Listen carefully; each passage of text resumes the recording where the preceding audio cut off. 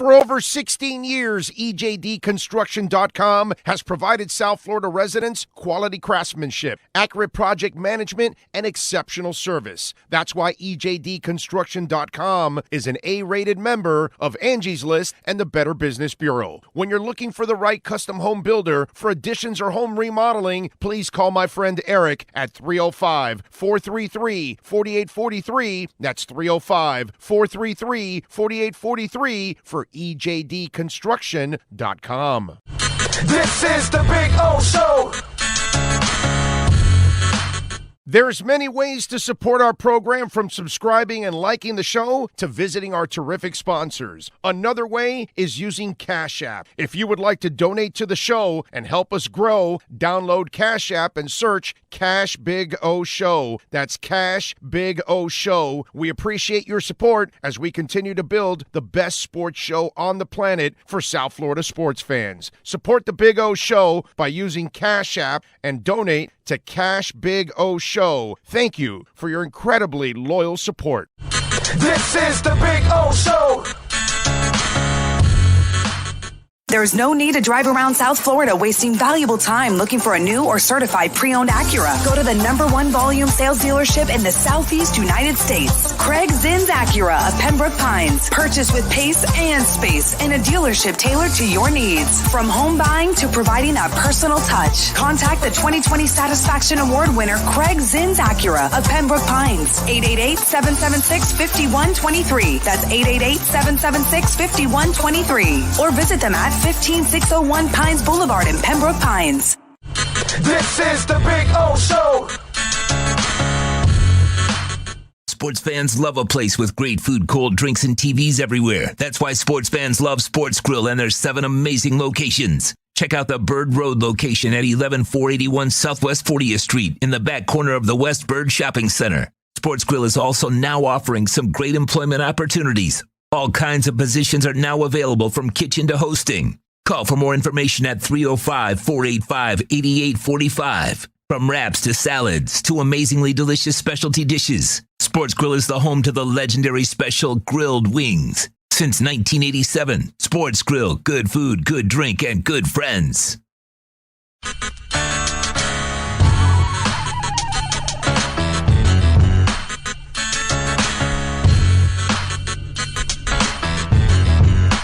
This is the Big O Show.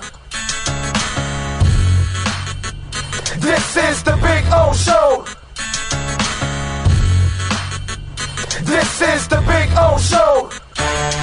If you're a Miami sports fan, then there's only one store to go to, and that's Caneswear at Miami Fanwear in Davie. They're your one-stop shop for all your inner Miami CF, Canes, Dolphins, Panthers, and Marlins merchandise. They have hats, t-shirts, game day jerseys, and so much more. Located at 2511 South University Drive in Davie, and open 24/7 online at caneswear.com or innermiamiwear.com. Call them at 954-835-5597. Caneswear, the spot where inner Miami and all Miami sports fans shop. This is the Big O Show. There's many ways to support our program, from subscribing and liking the show to visiting our terrific sponsors. Another way is using Cash App. If you would like to donate to the show and help us grow, download Cash App and search Cash Big O Show. That's Cash Big O Show. We appreciate your support as we continue to build the best sports show on the planet for South Florida sports fans. Support the Big O Show by using Cash App and donate to Cash Big O Show. Thank you for your incredibly loyal support. This is the Big O Show. There's no need to drive around South Florida wasting valuable time looking for a new or certified pre-owned Acura.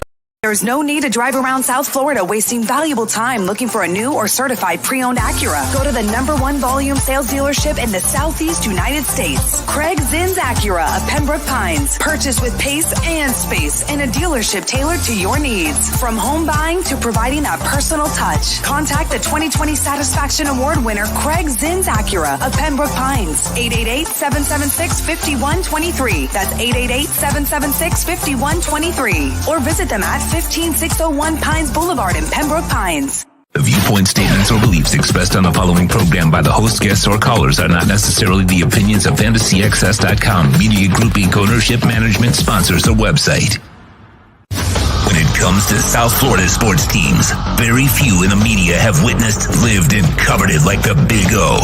Let's start the program dedicated to your favorite South Florida teams with a passion that's unmatched. The Big O Radio Show is on. Here's the Big O.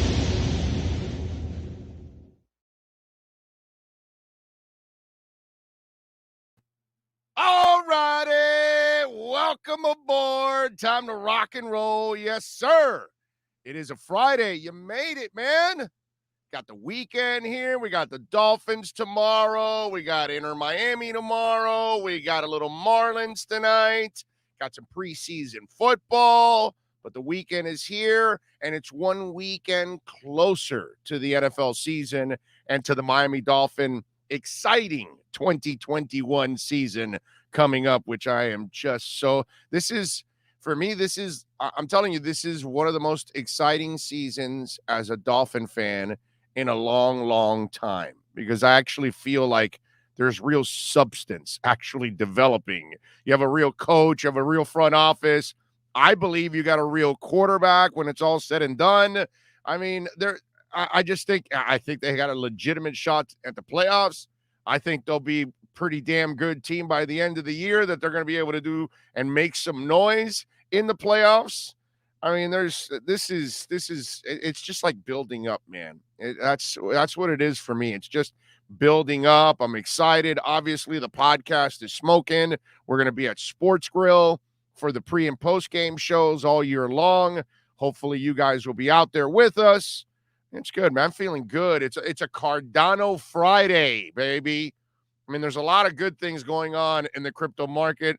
A lot, VeChain's up, Polygon's up, Ethereum's up, Bitcoin's up. I mean, there's a lot of coins that are up. But, man, Cardano is the one that is just leading the way right now at 261, which is just absolutely amazing. And we've been talking about Cardano for a long time. So I hope you guys were taking advantage of it when it was under $1. Actually, in the last correction, it went down all the way to $1. So people would have had an opportunity, and it's all the way up to 261. So I know that if you're on the Cardano bandwagon like I am, you are in one hell of a mood today, because you're like, this is fun. This is fun. Because Cardano, I've been steadfast on it that it'll be by $5 to $7 by the end of the year. And they're well on their way. And you know, the smart contracts will start on September 12th. Gauguin kicks off officially September 12th, which that will now bring in a ton of business to Cardano. And that thing's going to soar, and it's going to be a lot of fun. So those of us that are on the Cardano bandwagon, awesome. And if you got on the Cardano bandwagon because of yours truly, you are welcome, because obviously you're enjoying it right now. Somebody told me, some guy that was holding Cardano, and it got to like $1.50 or something. He's like, should I sell? I'm like, no, man, don't. You know, yeah, it's great to make a little money right now, but hang in there. You got to be patient with this and let it build. And eventually it's going to get to a point where you can start taking your profits out, but it's not yet.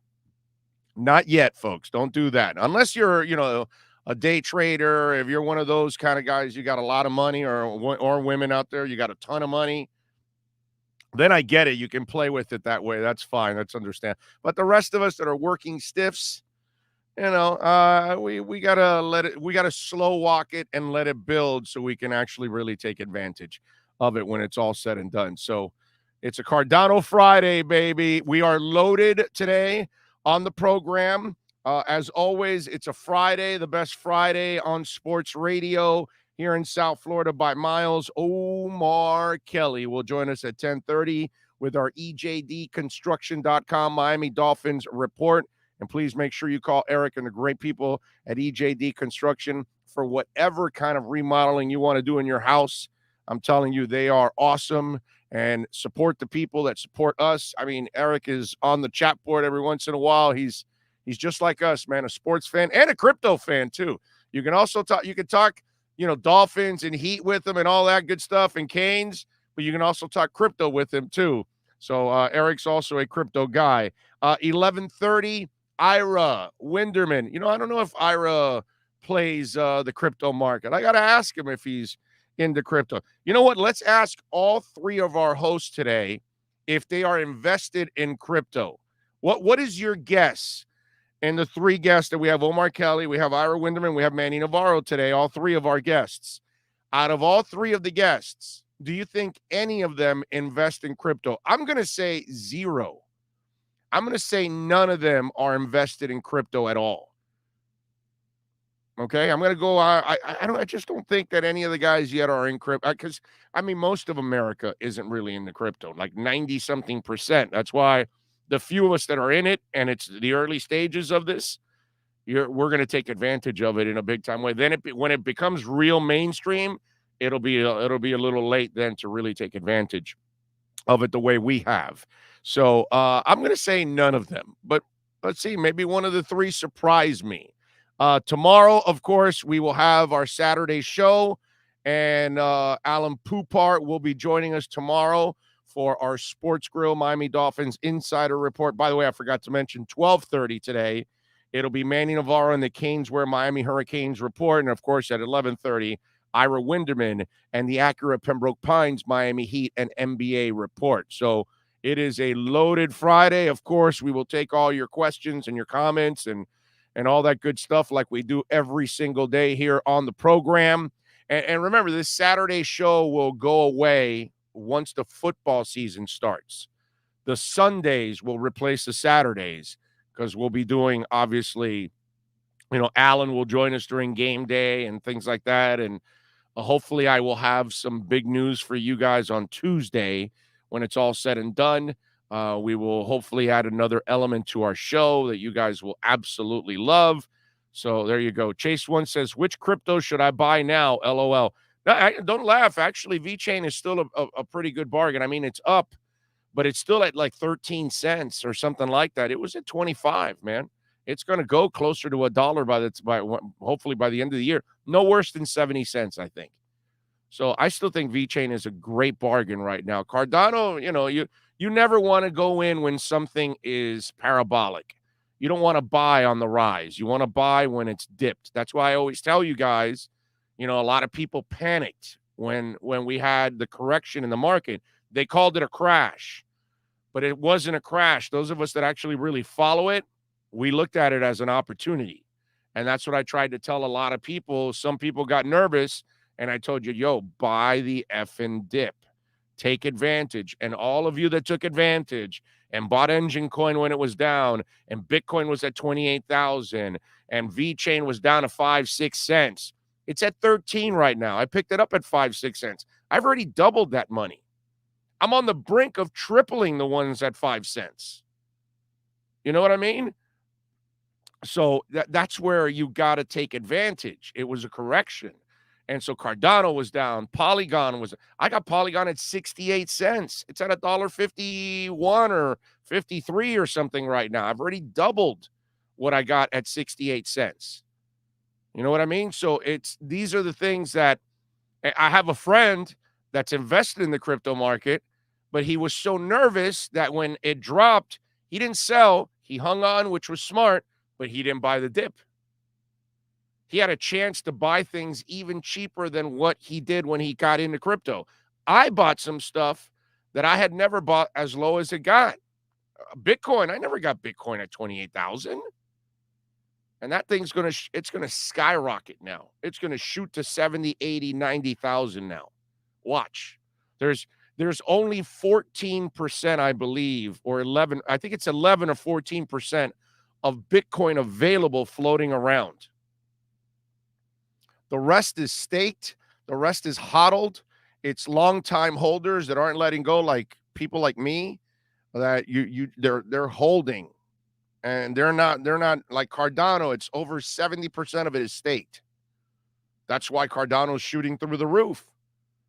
Ethereum is also, there's a very small percentage of Ethereum that's floating around. The rest is staked. People like us are holding it. because you know that it's going to skyrocket. And so you're holding it because you know it's going to go to stratospheric levels. You know what I mean? And so that's kind of the trick of all of this is you've got to be aggressive. It's what Warren Buffett says, when there's blood on the streets, that's when you have to be your most aggressive. And those of you that took advantage of the recent correction, you're loving it right now, man. Whether you picked up Polkadot, whether you picked up Chainlink, whether you picked up Bitcoin or Ethereum or whatever it is that you picked up, there were plenty of opportunities for you. So we'll see. The guy that I have hope for, by the way, that may have a little crypto, because I don't think Ira plays crypto. I don't think Omar plays crypto. And I don't think Manny has played any crypto. But maybe tomorrow, we might have Alan Poupart is the one guy that I would not be surprised if he tells me he has a little Bitcoin. That's the one guy that I will give some hope for. I might be wrong today. We'll see. Maybe all three guys have a little crypto. Maybe we'll see. We will ask the boys to see if we have any of our hosts involved in a little crypto action. Ethereum Elemental says we are in the earliest of early stages for crypto. 95% of the global population has no idea. Amen, my brother. Amen. And that's why those of us that are in it early, we're taking advantage of what the future is. And we're going to hopefully cash in big time when it's all said and done. Juan Burgos says, I have my XRP, VET, and DGB. All right. XRP, man, if it gets past once that SEC lawsuit is cleared, XRP is going to soar, dude. It's going to fly. Let's see. I'm not missing Big O's next tip. I'm serious. Well, all the tips I've given you, you've hit. All of them. I haven't missed on one of them yet. I told you Polygon when it was way under $1. Look where it's at now. I've been telling you about Cardano, even under $1. I've been telling you about Ethereum when it was down at 1,500. It's over 3,000. VeChain, I was telling you VeChain when it was at 7, 8, and 9 cents. It went to 25 cents. Then the correction came, and I took advantage of the correction. I picked it up at 5 and 6 cents. I got it cheaper than I initially got it, and now it's up to like 13, headed to 14. So it's crazy, you know what I mean? So I've actually, knock on wood, I guess, been very fortunate. I've hit on every one of the suggestions that I've told you guys. If you have played or invested in any of the coins that I told you, you are right now Charlie Sheen winning. So just saying, not about tooting my own horn, but how do you feel about Shiba? Shiba is, I have Shiba. Shiba's not an investment. Shiba is a gamble. Okay. But I took the gamble on Shiba because they've got Shiba Swap. They're going to try to add NFTs. They've got staking going on.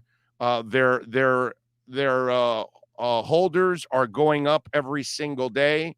They're trying to get to 1 million by the end of the year. They're somewhere in the high 600s, almost 700,000. Shiba has a chance of actually surprising and getting to a couple pennies.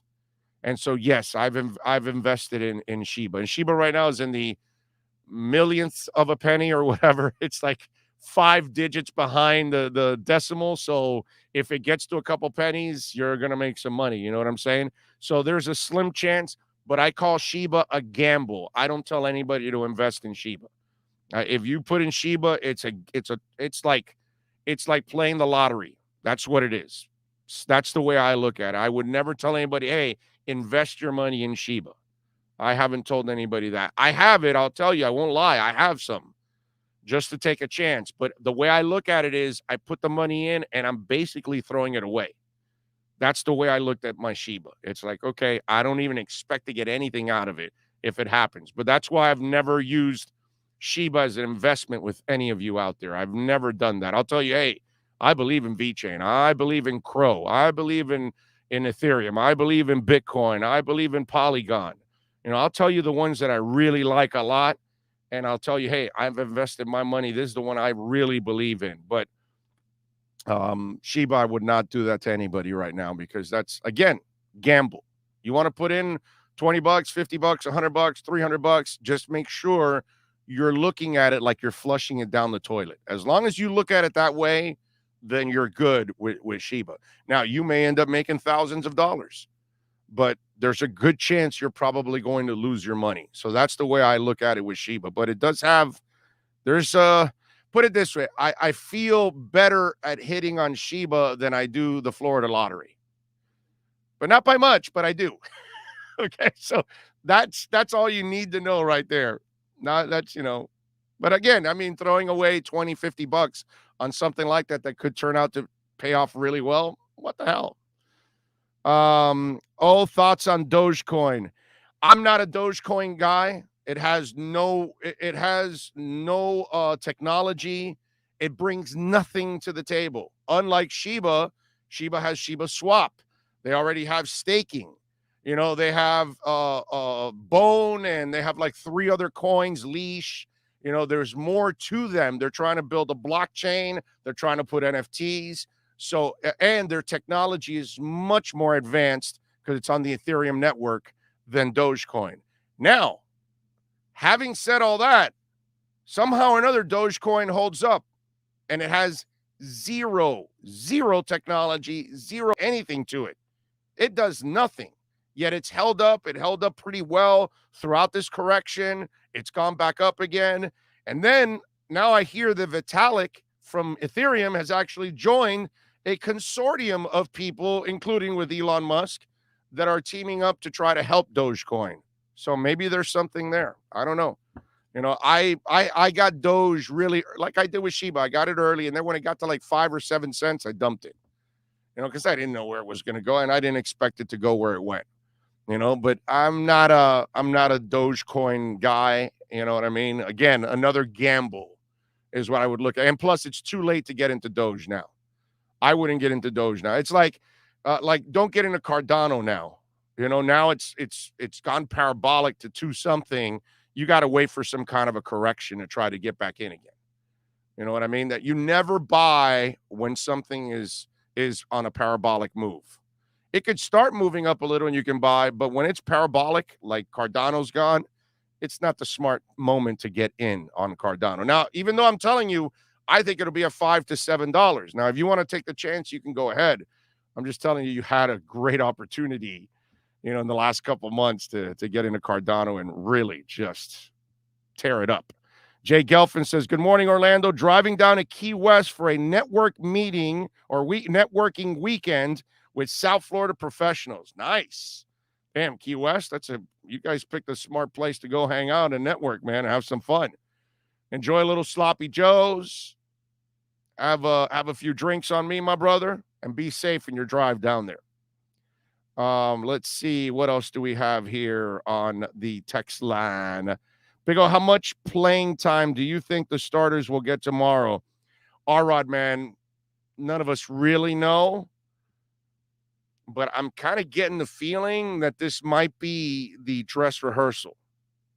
So I would not be surprised if they get over a quarter, maybe into the second quarter, almost a half. At least, but I'm not sure. He doesn't tell us anything. The only person he's probably talked to is the opposing coach. That they both sat, hey, what do you plan to do? Okay, I plan to do this. Like yesterday was screwed up. Like, did you watch last night's game? Like Philadelphia played nobody. And then the Patriots are playing their starters into the freaking second quarter and stuff. So that's why, obviously, it was so lopsided. The Eagles apparently plan to make next week's game the dress rehearsal game. And this is the first time that we're going through all of this. So I think coaches are trying to get a feel for what's going on. And the other thing, I was thinking about this, and I wanted to, and this is what we end up doing because Flo doesn't tell you anything, right? So I'm thinking, okay, so last week you had your practices with the Bears and then the game. This week you had your practices with Atlanta and now the game. Doesn't it behoove you to kind of make this the dress rehearsal game already? And then next week you kind of work on the end of your roster and the final spots that are left. You find out the backup tight ends and the guards and the tackles and the corners and the linebackers and all that good stuff. and you kind of get your starters already fresh and starting to work on New England, right? And that way, that final week, you're kind of finishing off your roster and finishing off your spots. And since you've gone through 2 weeks of practices with teams and 2 games, I think you're as prepped as possible, and you're kind of worn out. So why in the 3rd game go all out instead of doing it now, where you go all out and then you give your guys a couple of weeks of really resting, rehabbing. If anybody gets nicked up, you've got several weeks now. You've got 2.5, almost 3 weeks to the game starts. So this gives you plenty of time to game plan for the Patriots, plenty of time to get healthy. All of those things, I think, are beneficial for you. So I'm going to go with, I think it'll be dress rehearsal time this week, and they'll play a half. That's my guess. Okay? And that's all that. I have no idea. This is just me spitting in the wind, and I'm guessing. But to me, that kind of makes sense in a way to kind of do it that way. We'll see. We'll see. Look, Flo's much smarter than I am. He forgot more about football than I'll ever know.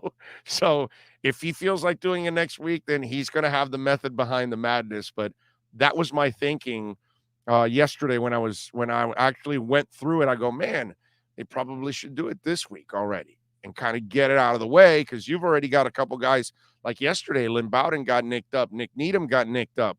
You know what I mean? Jarvis Davis got nicked up too. Davis, well, he was kind of limited in the practice. Needham went with the lower body. It looked like the hamstring he was holding. And then Lynn Bowden also got injured too with the leg injury.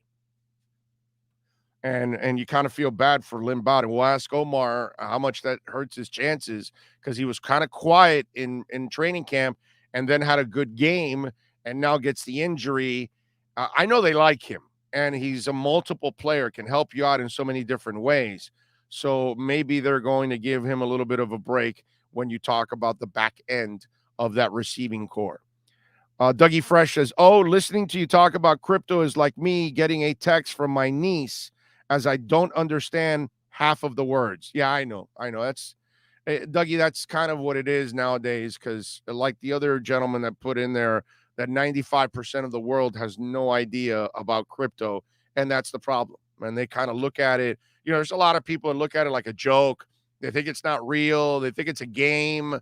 They don't realize that it's really the stock market, but it's a digital stock market. It's just it's the future of the stock market, basically, is going to be that, and the future of the internet is the blockchain and all those kind of things that people, they have to wrap their heads around what's a telephone, and they have to wrap their heads around an airplane, and they have to wrap their heads around the internet. And they, you know what I mean? It's just a matter of changing with the times. Your phone has gotten so much more complicated, right? From the first phone that you got as a mobile phone to the one you have now, it's a whole different world, right? And there's always an adjustment period to all of this. Email. You know how many people are like, email, I'll get out of here, I'm not going to use that. And then they find themselves 5-10 years later on the internet using an email because they have no choice. Because that might be the only way you can communicate with certain people nowadays. So you better learn how to use an email. But when first emails were out in the internet, people were avoiding that like the freaking plague. And that's just what it is nowadays. It's all the same thing. Change is something that is intimidating for a lot of people. And some of us take it head on, and some of us are slow at adjusting, and some of us are terrible at adjusting to things that evolve in the world. And that's all it is. And I suggest those of you that can invest, and maybe you already do it in the stock market, don't close yourself to it.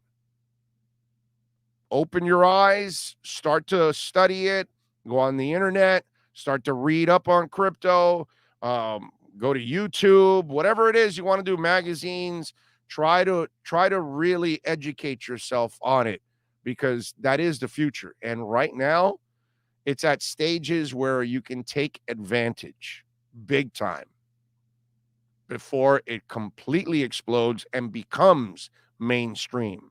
And then when it becomes mainstream, that's when people FOMO in, and then that's when people get burned. And it's happening in this correction now. Because of the last bull run we had, a lot of people got in. People got in on Bitcoin at 45 and 50 and 55 and 60 and 65,000. And then the correction came and they panicked and they sold their Bitcoin at 30, 35 when they bought it at 50, and they lost money instead of holding on because they weren't educated, and they held on to their Bitcoin. Okay, I'm losing money on this one, but I'm going to buy it as it goes down to 35. I'm going to buy it as it goes down to 32. I'm going to buy it as it goes down to 28. So when it rebounds, I start to make a lot of money off of the lower crypto, and then I get back to, and if you bought it at 45, you're back in the mix now instead of selling it and panicking. But these are things that, kind of come with the territory. And again, you got to be careful who you listen to. Throughout a lot of the last correction, we had people that were misinformed and calling it a crash and calling it like my boy Tremolio. He's got, Bitcoin's going down to 19. And no, it's not. It's not going to 19 because he doesn't really follow crypto. He's a stocks guy. Those of us that follow it, we kind of know what the hell is going on. It's just, but there was a lot of that FUD going on. Fear, uncertainty, doubt, that's what FUD is. And people were putting it out there because they had no idea. And that's the problem. And then because they're not educated in it and they don't really follow it and they don't know about what's going on, then they spew stuff out there. And then the people that don't know believe the wrong things. And then they end up panicking and selling their Ethereum and selling their Bitcoin and losing money and getting out. And it's like, you didn't have to do that. There was going to be a bounce back. And that's what's happened. The bounce is back, and there's a lot of people benefiting from that bounce. Leon Fresco says, Lynn Bowden is perfect to put on IR now since you can bring back multiple players later now when you need them. Yes and no. I love your thinking, Leon, but I'm glad I just talked about crypto. Okay, so his stock is going down now. His crypto stock is going down, but you bought it at a much higher rate. Don't sell off yet and put him on the IR.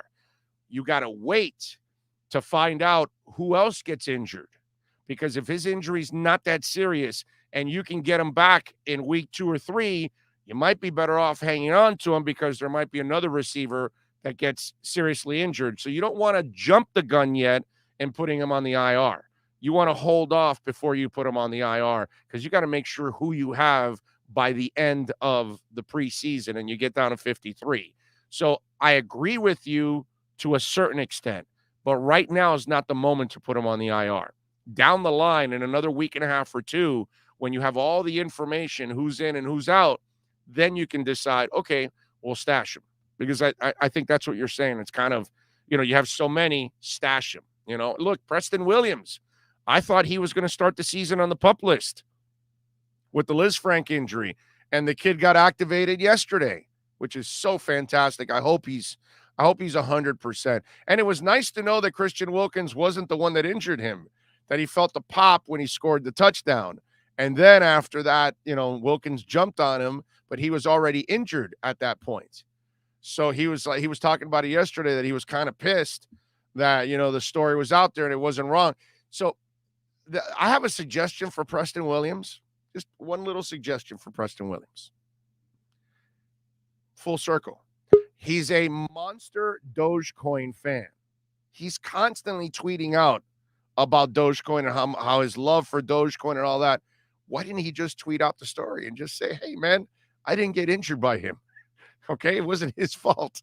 And we would have already picked up on it right away, and that's it. It's over, right? I mean, what's all the secrecy? We don't, we got to find out months later. It's kind of crazy, but it is what it is. What are you going to do? All right, let's get our EJD construction report going. Omar Kelly will join us in 30 seconds. The Big O Radio Show is home for the hardcore Dolphins fan. That's why we give you Omar Kelly twice a week. Buckle up. It's time for the EJDConstruction.com Miami Dolphins Report, exclusively on the Big O Radio Show. All righty, there we go. The man, the myth, the legend. It is Omar Kelly, baby. Follow him on Twitter at Omar Kelly.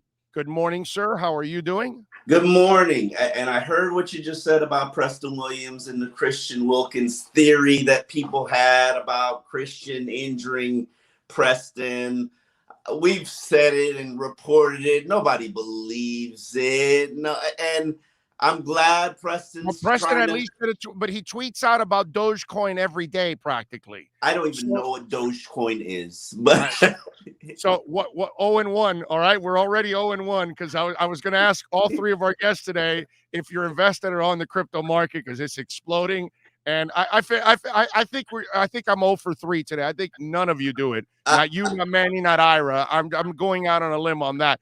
But Dogecoin is a meme coin, right? And he's a monster fan of it. Actually, you should probably get to know a little Dogecoin and find out because that's a conversation breaker for you there with him. Anyway, but he's tweeting out about it constantly.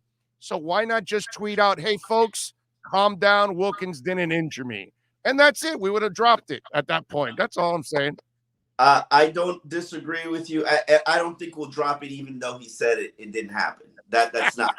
We won't drop it. Preston's gonna say. Preston's been saying I'm innocent for like nearly half a year now, and people are just people have their own theories. This is just gonna be something that lasts forever in Dolphins lore. Remember when Preston Williams injured his foot? Celebrating with touchdown with Christian Wilkins, that people just are gonna think whatever they want to think, and I'm glad. I'm glad he addressed it, and sure. But here's the thing, and this is where the conspiracy theorists get their juice from.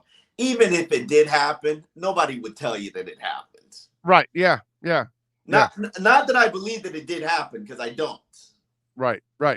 Yeah, no, but yeah, and I would imagine even if the coach talked to him, said, let's keep it between us because then people get out of control with it and all that. And if Wilkins has a bad day, they're going to bring that up too. You know what I'm saying? And things like that. It's and they do talk to these players. They sit there and they give them a 5-minute spiel about things they're going to be asked about and what you should say, which annoys the crap out of me.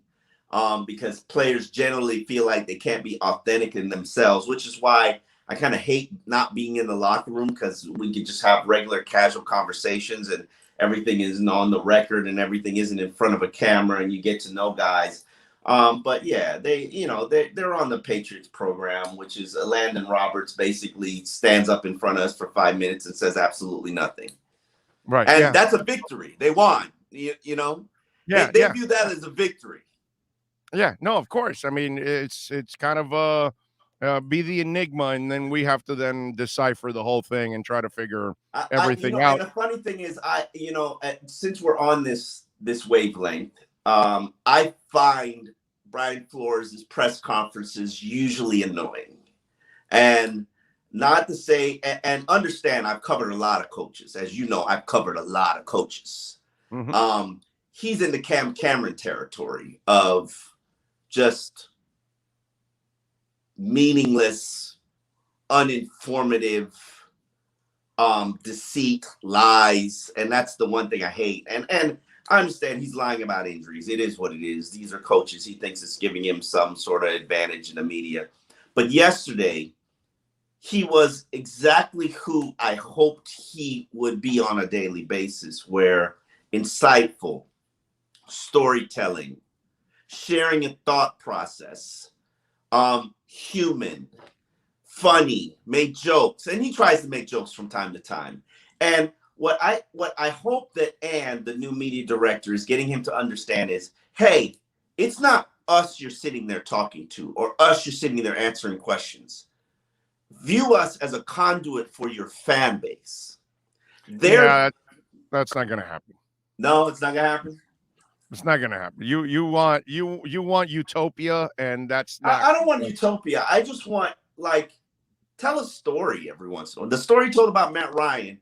It's a great story. Try to get another story from him. Okay, but that story has nothing to do with the Dolphins. That's why I don't care if you tell a story about something that has nothing to do with Dolphins. I know, but I think we've gotten to a point, unfortunately, that coaches and some players, they don't want to get to the point where they're human and they connect with you, because then we end up taking advantage of that relationship. What? And then after, well, let me give you an example. Dave Wanstead was the nicest guy in the world. Mm-hmm. The nicest guy in the world. One of the best human beings you will ever cover on the planet is Dave Wanstead. But when things aren't going well on the field, then they start to use that nice guy shit against you. And they turn it on you. And then you, as a coach, you think, for a while, you get the benefit of the doubt. But a very short amount of time. After that, they take advantage of you. And that's the way coaches feel. It's like, man, I gave you some insight. I helped you with the story. I helped you with this. Now you're writing this about me.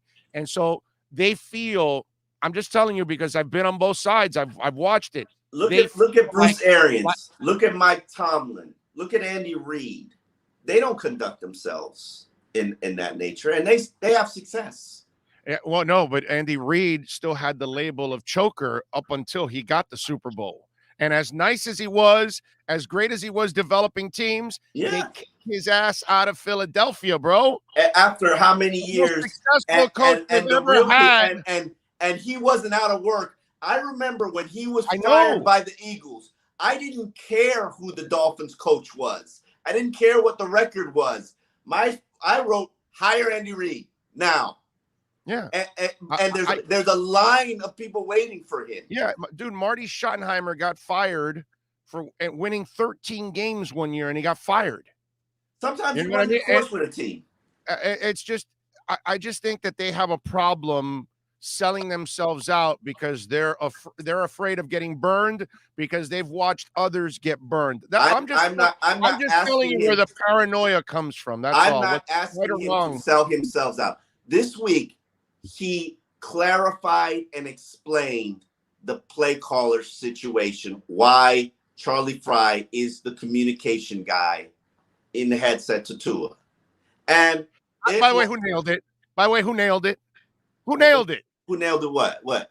The Charlie Fry stuff. I broke it down for you the last time we were on. I told you what they were doing with Charlie Fry, that he's the quarterback, that he speaks to his language. Yeah. It's really smart, actually. It is really smart, and it's out the box. You explained it. After a weekend of Dolphin fans losing their mind, going fucking bonkers by it, you sat and you explained it at a point where they can get it. How hard is that, Big O? Yeah, no, I get it. Yeah.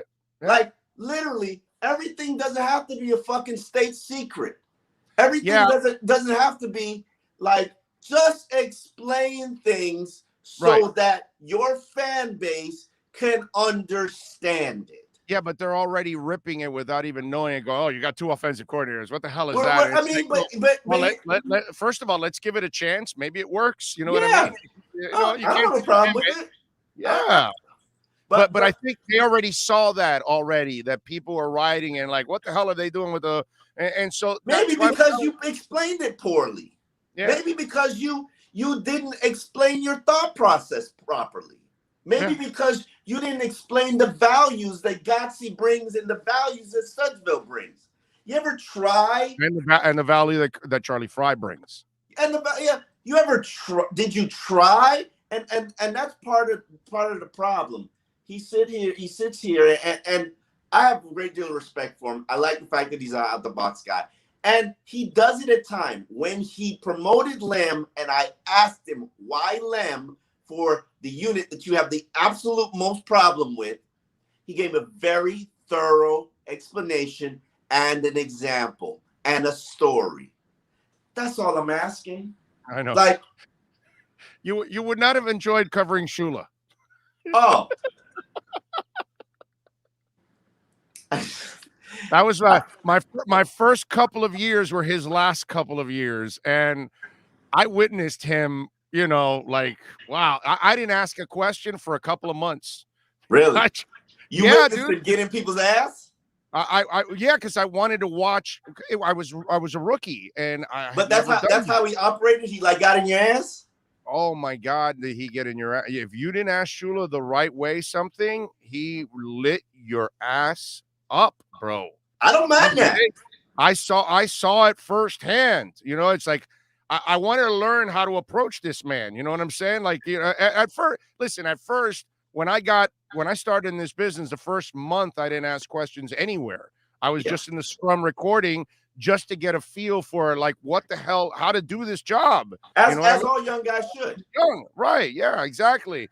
And he was one of my first experiences, and it was like, holy shit. But let me share a funny story with you.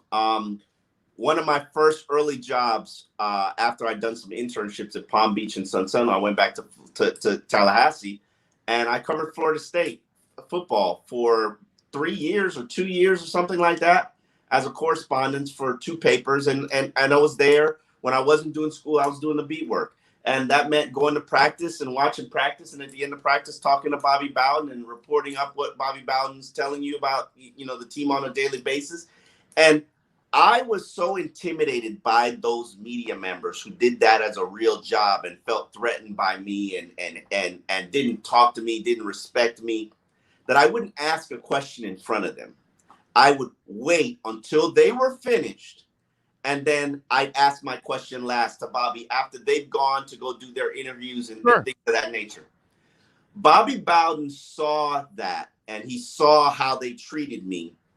And Bobby Bowden, every day he'd wait for me. He'd answer their questions, and then he'd say, "What you got for me, buddy?" And I'd ask him whatever I wanted to ask him. And he was one of the individuals that taught me so much about football. And at the end of our conversation, Bobby Bowden literally would drive me into the facility on his cart, and we talk. He'd say, "What you got for me, buddy? Come on, come ride with me." And we'd ride and we'd talk. And he's a special character. He was different than and I'm sure he did that because I was young and I was a student, and I never shared that with people, and it when we knew he was passing, I don't think people really understand how special of a human he was.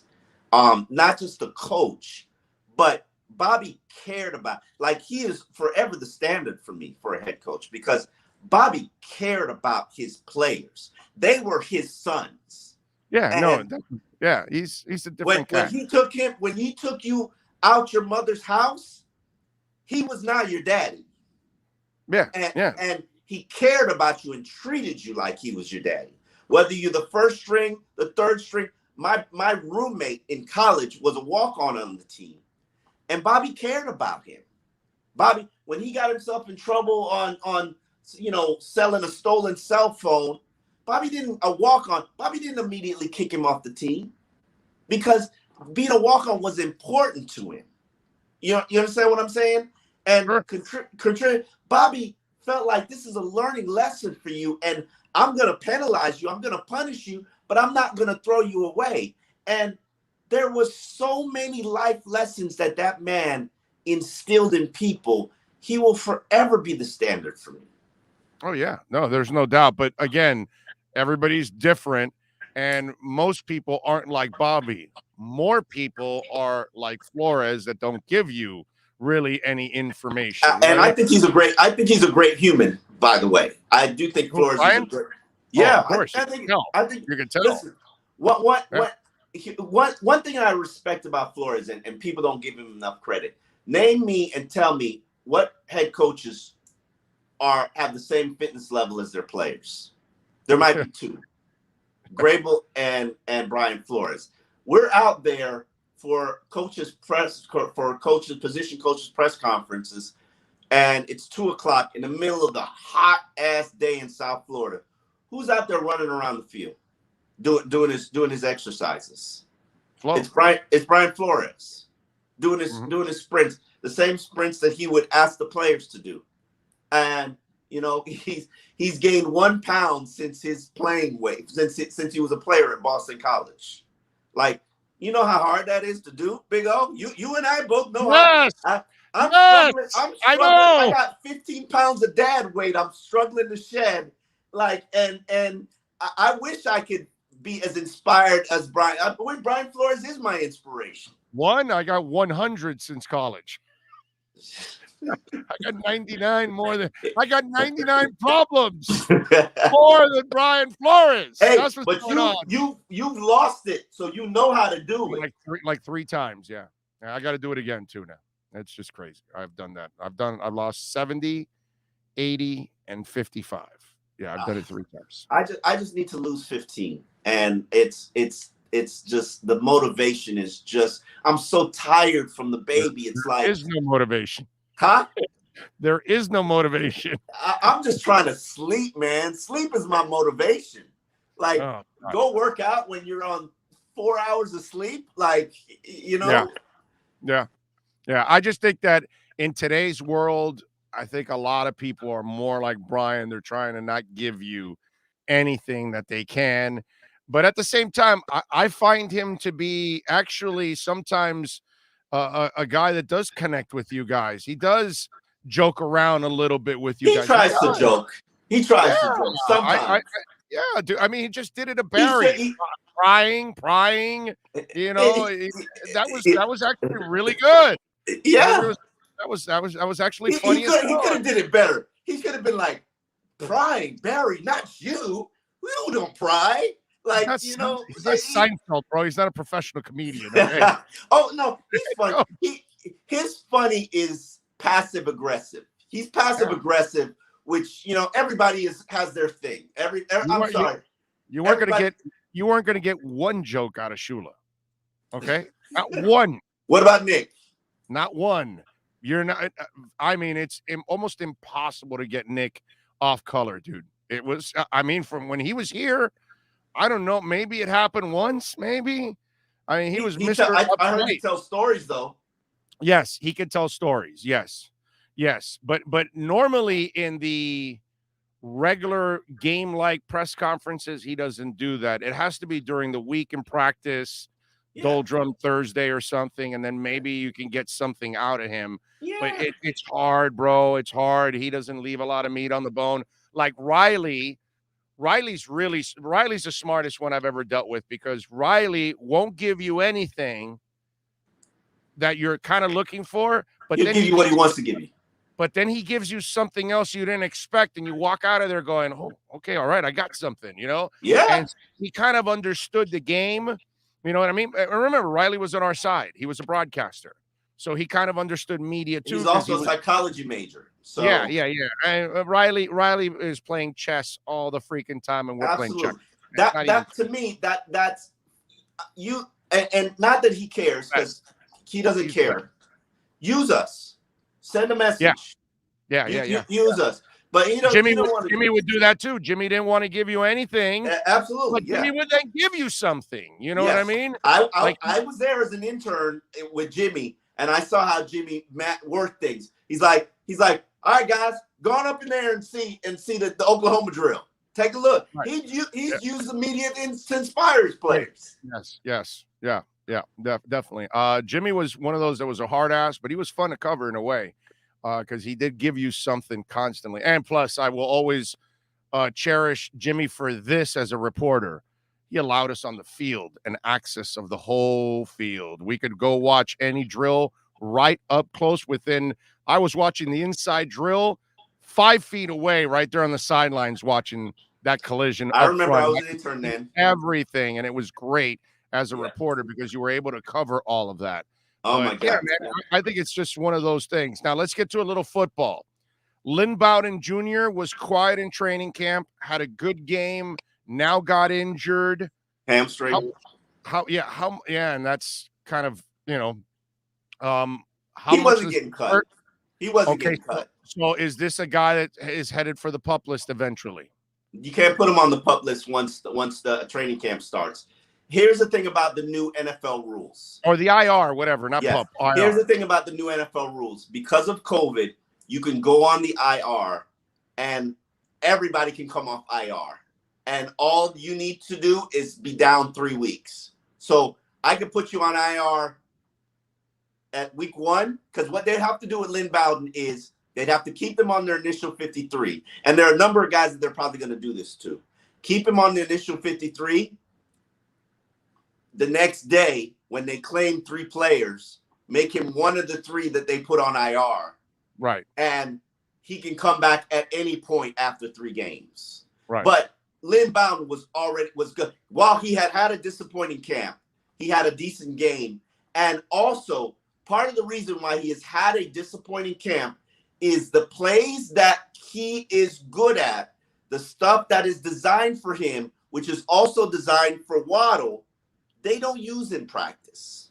They're not showing now. So you're not seeing Lynn Bowden at his strength. You're also not seeing Waddle at his strength. Like, you can't tell me, there's nobody's going to tell you Waddle's caught a deep pass at practice because it hasn't happened.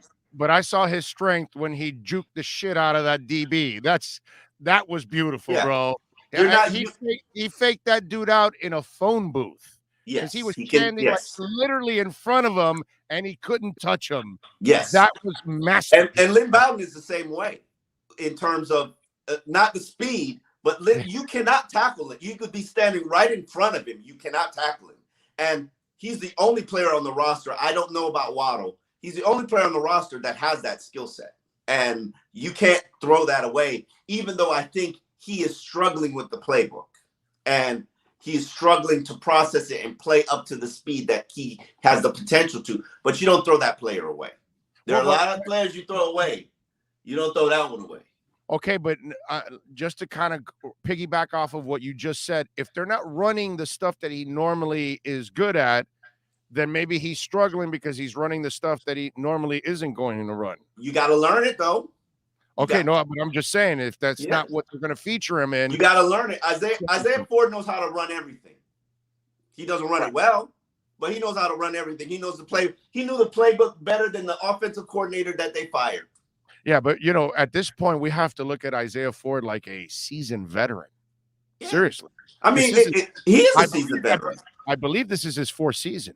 He is a seasoned veteran. But what people don't realize is, and I'm not saying Isaiah is going to make the 53 or make the roster or whatever. He's probably another practice squad, another year where he's on and off the practice squad. He was out there unemployed and nobody hired him. Clearly there's this huge demand. And I have a lot of respect for him because I like him, man. When he's healthy, he makes plays. He's part of the fragile crew. He practiced for a week and then he's hurt. Yeah.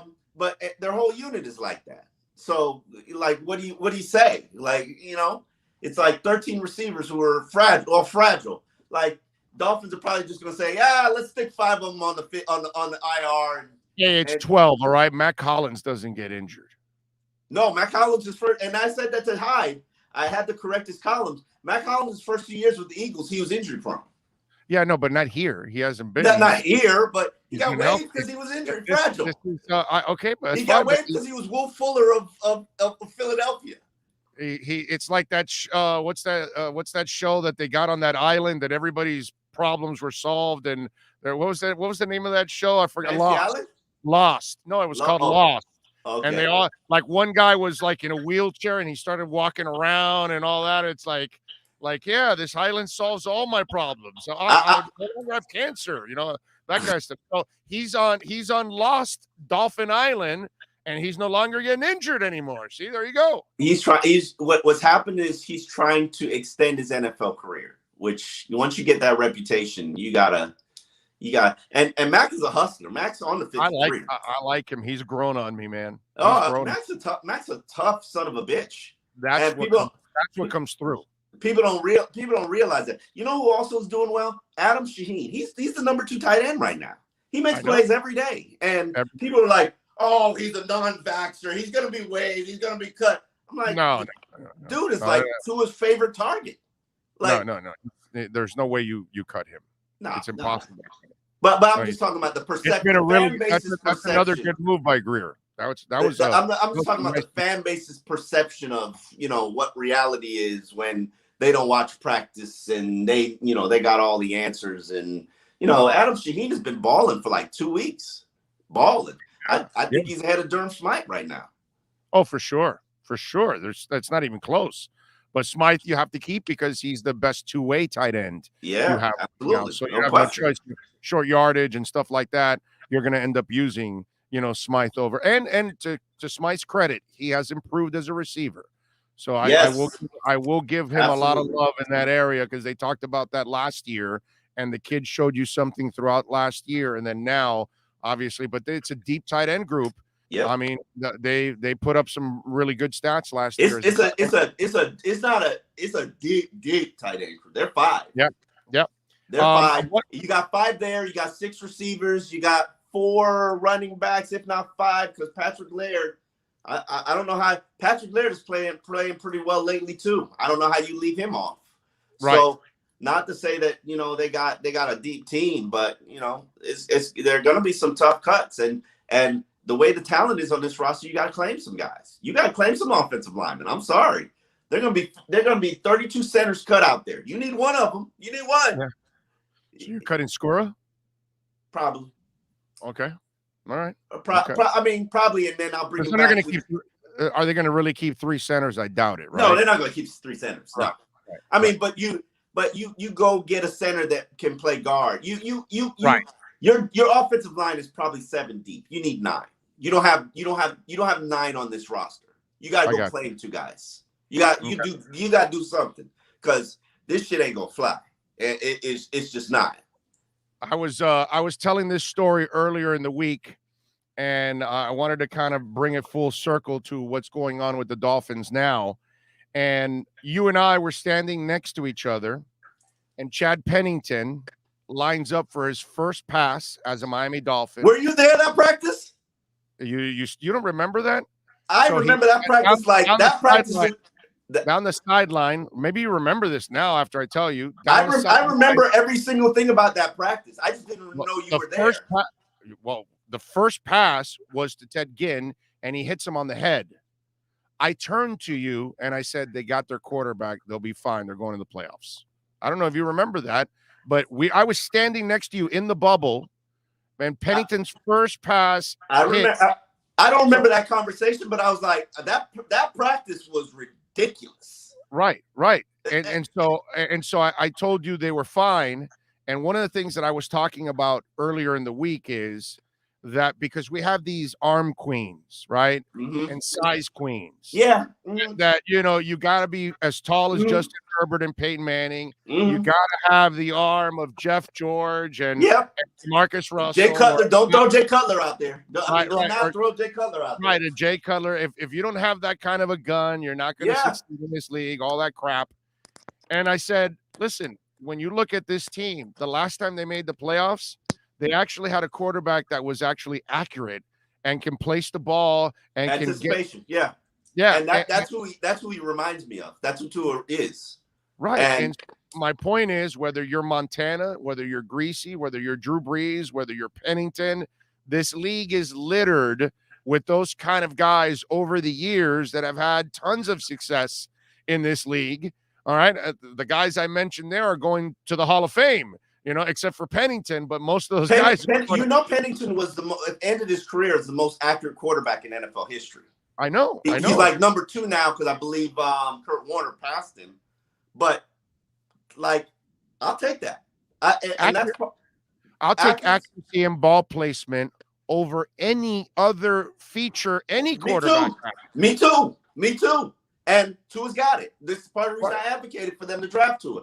Accuracy, anticipation, and pocket presence. He has the Marino. Oh yeah, he did it. He did it last. He did it this week when he swung one way and the other, and he's looking up and never looked at the rushers the entire time. No, it's when people know I was a leader of the Tank for Tua campaign, and part of the reason I wanted them to suck that year because they need the number 1 pick to get drafted Tua, and it was all about accuracy, anticipation, pocket presence. He didn't have the stellar arm. I knew that. Still see it. Or still height. know it. Or He's height. not durable. I know that. Still see it. Still concerns me because the offensive line is shit. But that accuracy, that anticipation, that pocket presence cannot be denied. You can watch him daily in red zone. It's touchdown, touchdown, touchdown, touchdown. Because obviously he's facing no pressure. And all he has to do is put the ball where a defender can't get to it. Yeah. And his guys just got to catch it. Matt Ryan doesn't have a gun. He has a solid arm, but it's accurate. He doesn't have a gun. Got a better on the tool, but yeah. Yeah, but it's not a gun. It's what I'm saying. Matt Ryan's lived off of accuracy too. You know what I mean? Yeah. And he's not a great athlete either or anything like that. He has to be a great quarterback. I said this. I don't know if I said this to you. Kosar didn't have a gun, and he was ugly with that sidearm throw, but he was accurate as a mofo. Yeah. I said this to somebody. I don't know if it was you. While everybody will be obsessed about Tua's growth and development now and how Tua plays and whether Tua leads this team to the playoffs and Tua. You know when I'm going to be excited? I want to see year 4 Tua. Woo, year 4 Tua. When he's seen everything a defense can throw at him, when maybe they finally figure out how to fucking evaluate offensive lines and actually builds him something respectable. That year 4 Tua, who's seen everything a defense can throw at him, who's been in this offense for 4 years, that guy's gonna be a freak if he can hold up physically. If we don't have shoulder issues like Dak Prescott, or if his offensive line doesn't have him fucking breaking down because he's been hit like Tannehill was. Not that Tannehill, it was their fault because Tannehill had shit for pocket presence. Yeah. He took on his own hits. Yeah. He took a lot of those hits. Yeah. It was on him because he had no fucking feel for it. No. But that year 4 Tua, woo, that's gonna be a bad man. Yeah, and I actually think it'll be. I think it'll be even sooner than that. I think it'll be around by year 3. Year 3 he's gonna be good too. But year 4 Tua, where there ain't nothing you haven't thrown at him, and he's got a book on every defender he's faced already. Mm-hmm. Like, please, man, if that arm can hold up, because my fear is, and this is between me and you, the listeners, you're not hearing this. Yeah, you're not listening. You're not listening. My fear is mute that Austin Jackson or Solomon Kinley, they're just gonna fucking whip on a block, and that defender's gonna be steamrolling from that left side. You've given up on these guys, huh? You have given up on these guys. I never believed in them. Let's start there. Okay, all right. Well, that's different. And I'm talking to you long enough for you to know I've never believed in them. Yeah. You're right. They are average at best. Okay. The whole fucking lot of them. I'm not ready to say that yet. I got to give them. Oh my God, they are average at best. But anyway, let's. But here's my fear.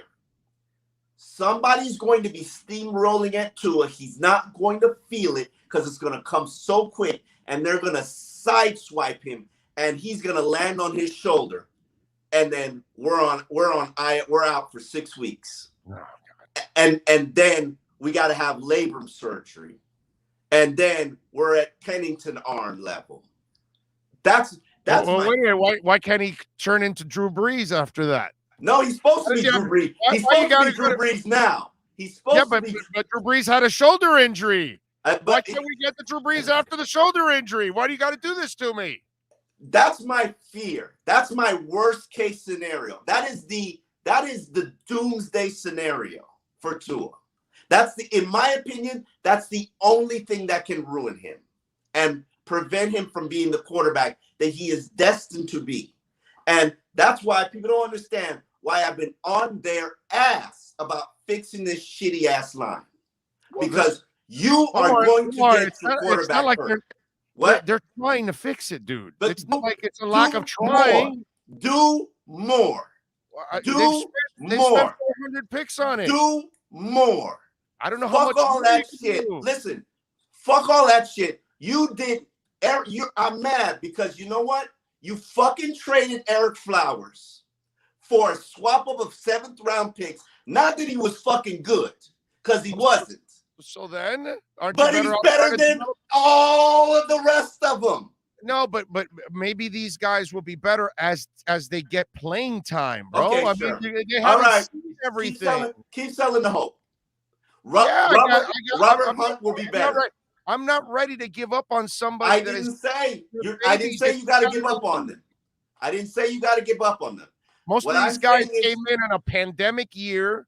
You got another new guy in Eichenberg, and now they want to play him on the right side, which is not his normal. So he's got to learn to play. He's going to be left guard. He's going to be left.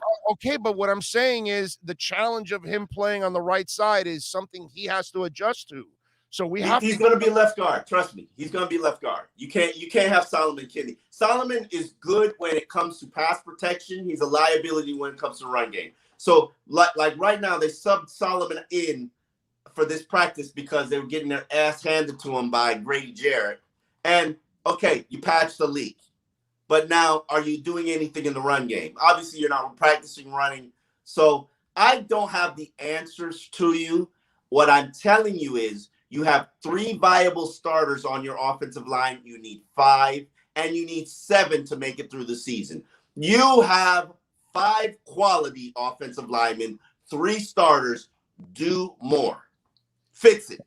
Okay, I mean they're trying, but I gotta wait. Try harder. A little bit more before I start to say, harder. all right, guys, the guys you picked aren't getting it done. You got to go Mark find. my words. They are going to ruin the season, and pray they don't ruin Tua. I'm not ready for that. God, why so negative? I'm just telling you. Whatever the season can be, they're the anchor holding it back. You think there's no chance they can turn into a decent line? Seriously? No. Damn. Because here's the reason why. Because you're going to take on injuries. You always do take on injuries. And then my theory has always been your line is only as good as your weakest link in it. So if Dallas Thomas is your weakest link in your line, that's the level of quality that your line is going to be. Well, Solomon Kinley. Dallas is really bad. He was. Solomon Kinley is the weakest link, is going to be the weakest link in the line, and he is not a quality NFL starter. And if you have him there, you're not going to have a quality NFL line. Why has he struggled with technique so much? Because obviously we know he's a forceful player. Comes from a great program. He's hovering at 340. His body, he's good at pass protection. He just cannot help you in the run game. And part of the reason he can't help you in the run game because he didn't get himself in good enough condition. But is he good with his hands? Because in order for you to be good in the run, you got to get your hands on him so you can guide him out of a freaking play. I cannot talk about what his technique issues are because I'm not technical. I would have to talk to an offensive line coach to really have him look over the film and tell you the technical stuff that he's doing wrong. To me, and he's got his good days. He had a good day yesterday. I actually gave him a stock up day because he made that line respectable in the second joint practice against the Falcons because they were shit the first day. If you thought Chicago beat their ass, and Chicago's a good line, Atlanta whooped that ass the first day. And Atlanta don't have a good line. It was it was an embarrassment. We're talking double-digit sacks in one practice. Like you to the point where it was a disaster. And to the point where Tua's confronting guys on the sidelines. Right, like, you cannot, and Austin Jackson rebounded and responded yesterday. I watched him pancake Fowler in one-on-ones, and that is encouraging because it shows that these guys are going to take on adversity, going to face it, and they're going to fight back, and that's good. So then why can't they turn into a good line? Austin Jackson is not there. Austin Jackson is a pup, dude. He's been in the league 1 year. You're giving up on him already. The talent level is just not there. It's okay talent level. If talent wise, I get a better left tackle and move Austin Jackson to left guard. And then maybe I will see him maximize who he can be as a player. Okay. But he's okay. And like people get mad and bothered when I say this. Jesse Davis is your best lineman. Is Jesse Davis an upper echelon lineman who can start for half of the teams in the league? No. And I love Jesse. I love Jesse. But I'm not willing to say that. So if that's your best offensive lineman, what's the rest of them? That's crazy. No, I got you. Yeah, that's. Now, I don't know what Liam can be. I don't know because he's got a shoulder thing. He says he's fine, but then he gets demoted the next day because Grady whooped that ass. It's. Well, he's not a. Maybe he's not a guard. Maybe he's a tackle. I think he's a guard. But maybe he plays better tackle. All right, we got a super chat question here. Question for Omar. We all love your locker room interviews. What Finn, past or present, would you want to have your back in a bar fight? Please use F-bombs. Gotta be Randy Starks, because that's the player that everybody feared. Randy Starks is a motherfucker. And Randy Starks would shoot Joe Philbin the bird from the field. Fuck you, Joe Philbin. Randy Starks wasn't scared of anybody. Randy Starks, people dug in Randy Starks' ass because he was getting in that ass. Randy Starks was a tough motherfucker now. That was a tough motherfucker. Randy Starks, I remember watching Randy Starks and Richie Incognito go at it in practice. Oh, that's fun. And you know who they fought over? You know who this is part of the reason why I'm such a hard critic on Jonathan Martin. That fight was about Randy Starks picking on Jonathan Martin. Richie was one to whoop his ass. Okay. That's one of his guys. Right, yeah. Richie was the biggest defender of Jonathan Martin, and lo and behold, you see what happened. You fucked with Jonathan Martin, Richie was gonna get you. Yeah, but Jonathan's that kid that he brought the football to the park and then he wasn't picked, so he wanted the football back and he wanted to go home. So I don't talk about Jonathan Martin. So it just he's all right. One more. I got to let you go with this, and this is my guess because obviously we're all freaking guessing now. I figured that after you practiced last week with a team and then you played a game, now you practice with the team and now you're going to play a game. I think this is going to be their dress rehearsal. They're going to first half, and then that gives them a couple of weeks to recover from everything and game plan for New England. It is. You agree? It is. Because he hasn't said it. It's not like he said it. He hasn't said it, which is another reason. What the fuck? Why? Because I'm sure he's talked with the other coach because they have to talk with the players. X knows. No, but I mean the other coach. The two head coaches have to have that conversation of, hey, what's your plan? My plan is to play my first team for this. Are you all right with that? Yeah, I'll play my first team and this. Because last night was a freaking disaster. New England had all their starters into the second quarter. Philadelphia didn't play anybody. They put in all their backups from the get-go. It was weird. If that's what you want to do to achieve your evaluation, I know this is the dress rehearsal because I haven't seen Reed Sinnett throw a fucking pass all week. Oh, nice. So okay. I know and they don't have the offensive line or the receiver depth to carry to 3 units. This is going to be the dress rehearsal. Next week, you're going to be evaluating your roster. Right, the back end of the roster. I don't even know if Tua plays next week, to be honest. Right, that's right, exactly. That's what makes sense to me. That the O-line probably needs to play, but Tua, nah. I mean, and he's really running out of receivers, so right.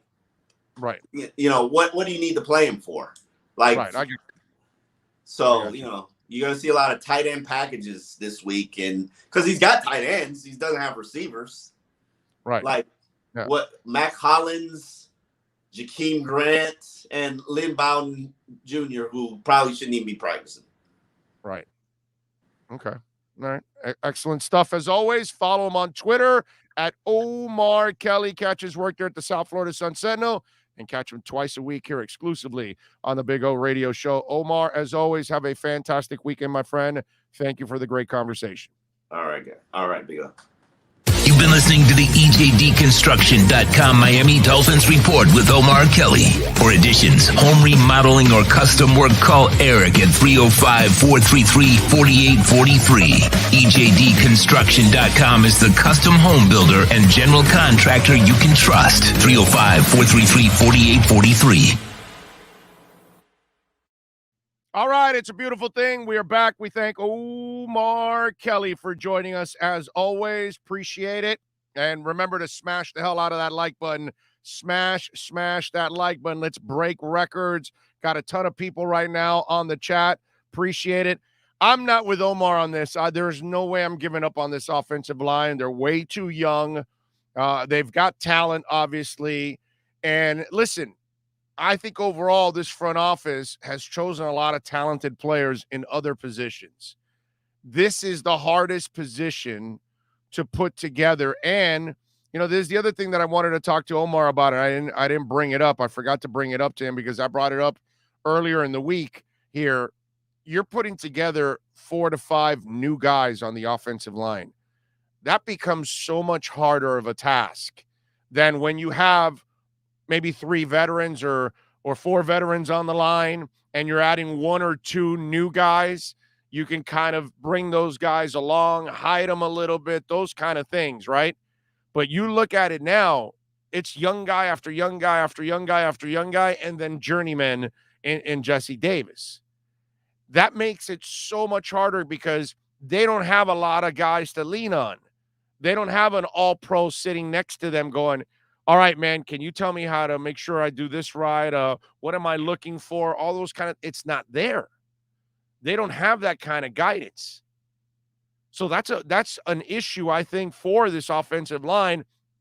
Not that it's a detriment long term, but it's a detriment on the short term because I think it slows down your development a little bit because you have no experience on the line outside of Jesse Davis. Right? So that's where this problem comes from. And in the end, we were talking about maybe even Jesse Davis not even starting because Eichenberg would be the right tackle and Solomon Kinley would be the left guard. And if that's the case, you would have had all 5 guys that are young. Dieter obviously going into his 3rd year, but he has very little experience and he has none at center at this level. You see what I'm saying? So the challenge for the Miami Dolphins to build a line is harder than the average team who already has established players and slips in 1 guy, maybe 2, something like that. They don't even put 3 new guys that are young, like rookies, on a line. That's rare to find, much less 4 guys that have very little experience to 5 maybe. That's crazy stuff. That's why I feel you've got to have a lot more patience right now with this offensive line. You've got to give them time. You can't just expect this thing to click overnight. I thought Lisa Johnson, who was on with us yesterday, she had the right attitude about it, that it's going to take several games into the season to really figure it out because they've got to go from week to week where they prepare for their opponent, where they go through their mistakes and their successes, and they get to learn from them from week to week. And they get this. Remember, these guys aren't used to playing together and how to handle, whether it's a tandem block, whether it's a stunt, whatever it is. All of those things, they've got to see it over and over and over again so they have the feel of what they're supposed to do in those situations, and they don't get confused and they miss a guy and then he gets free to get after Tua. And what Omar was talking about, I agree, it's going to happen. There are moments where, the line is going to make a mistake, but I'm not there where he's kind of given up on them, that they're not good enough. Because I've watched linemen over the years that at the beginning of their career, they don't look good. And then after they take off, remember, none of these guys were selected number 2 overall, number 5 overall, number 7 overall in the draft, number 10 overall in the draft. Those when you're inside that top 10 and you're a lineman, you're considered almost like a can't miss type guy. Now, most of these guys were selected in 2 through 4, and one of them's a journeyman. There's only 1 first rounder, and that's Austin Jackson. He was at 18. And if you fall to 18, that doesn't mean you're a perfect player. You obviously have some holes in your game. Penei Sewell is considered the can't miss type guy. That's the difference between those two. Now, if you tell me you drafted a bunch of Penei Sewells on the line and they're struggling, then I would be a little concerned because you have invested incredibly high picks in the draft for the offensive line. They did not invest incredibly high picks on the offensive line. So if they didn't, that means these guys have some warts And you're going to need to let them grow a little bit. And you're going to have to give them some time to grow together so they learn how to play together. Because there might be times that you're man-on-man on one side of the line and zone on the other. There might be times where you're zone completely on the line. Might be times when you're all man-to-man. They could switch up the coverages.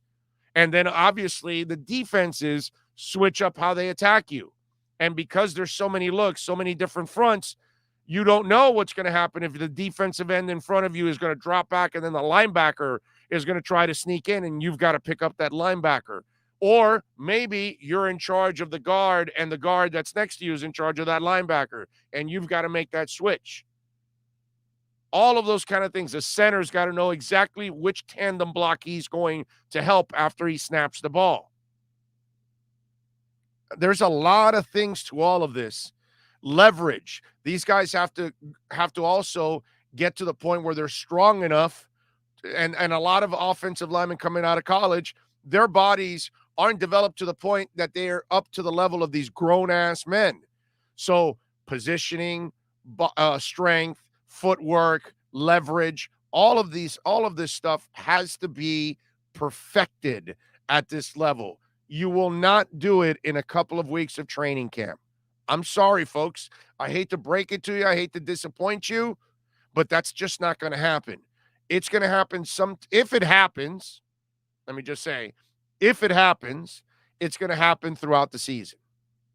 And I still have hope that throughout the season, this line will develop and become that much better.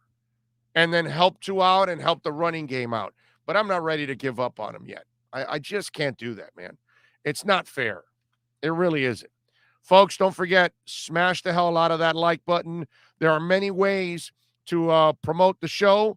Smashing the like button, sharing the link. Whether you're listening on the podcast, smash that like button, share the link to the podcast, share the link to the YouTube. If you want to reach out to us on email, bigoradioshow@yahoo.com is another way you can reach out to us. Of course, Cash App and Venmo, great way to support us. Make a donation to the show. It's Cash Big O Show is the address.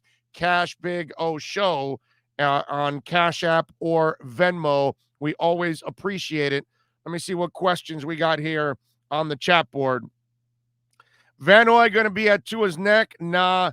Yeah, we get right quickly. Judon, Hightower, Miles, got to pick up the blitz. Yes.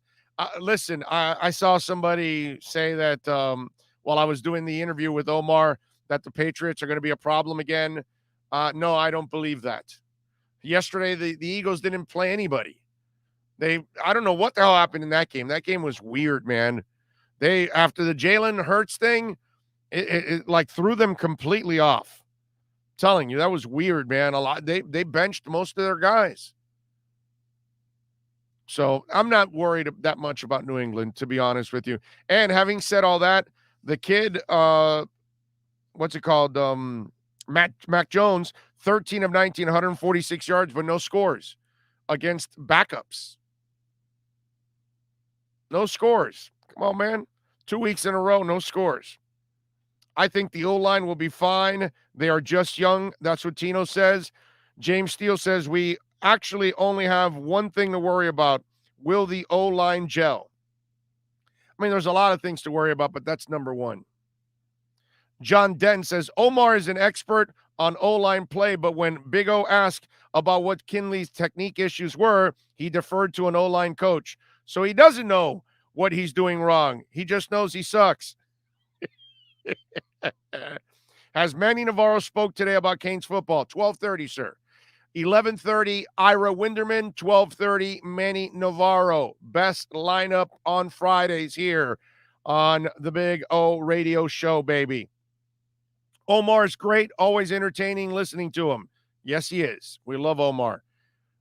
People still keep forgetting this is a team that was stripped to the bone and now going into their third season, so I'm going to be patient personally. That's what Super V says, and I agree with him 100%. Not enough vets on the O-line. That's Greer and Flo's fault. Well, is it Greer and Flo's fault? If they end up playing well and they do end up gelling and you end up with a bunch of young linemen, that actually becomes a good thing. It's not a bad thing. They are trying to fix it. And if you're not going to, unless you're going to go buy an elite player, and that means you're going to spend a boatload of money, you got to try to develop them. So this is the best way. You draft a bunch. Look, let's be honest now. All right? Let's completely be honest about all of this. So, are you really expecting Michael Dieter, Robert Hunt, Solomon Kinley, Eichenberg, and Austin Jackson to all hit? Come on. So you have the fishnet approach. You draft a bunch of linemen, but you're not going to hit on all of them. You draft a bunch of players, but you're not going to hit on all of them. It's impossible. Nobody goes out and hits on every pick in the draft. You know what I mean? If it happens to you, that'll be the only time it happens to you in your lifetime. Outside of that, it'll never happen again. You're lucky out of 7 picks on average, you get 3 to 4 to be good. If that happens, you did an amazing job at drafting. So think about it.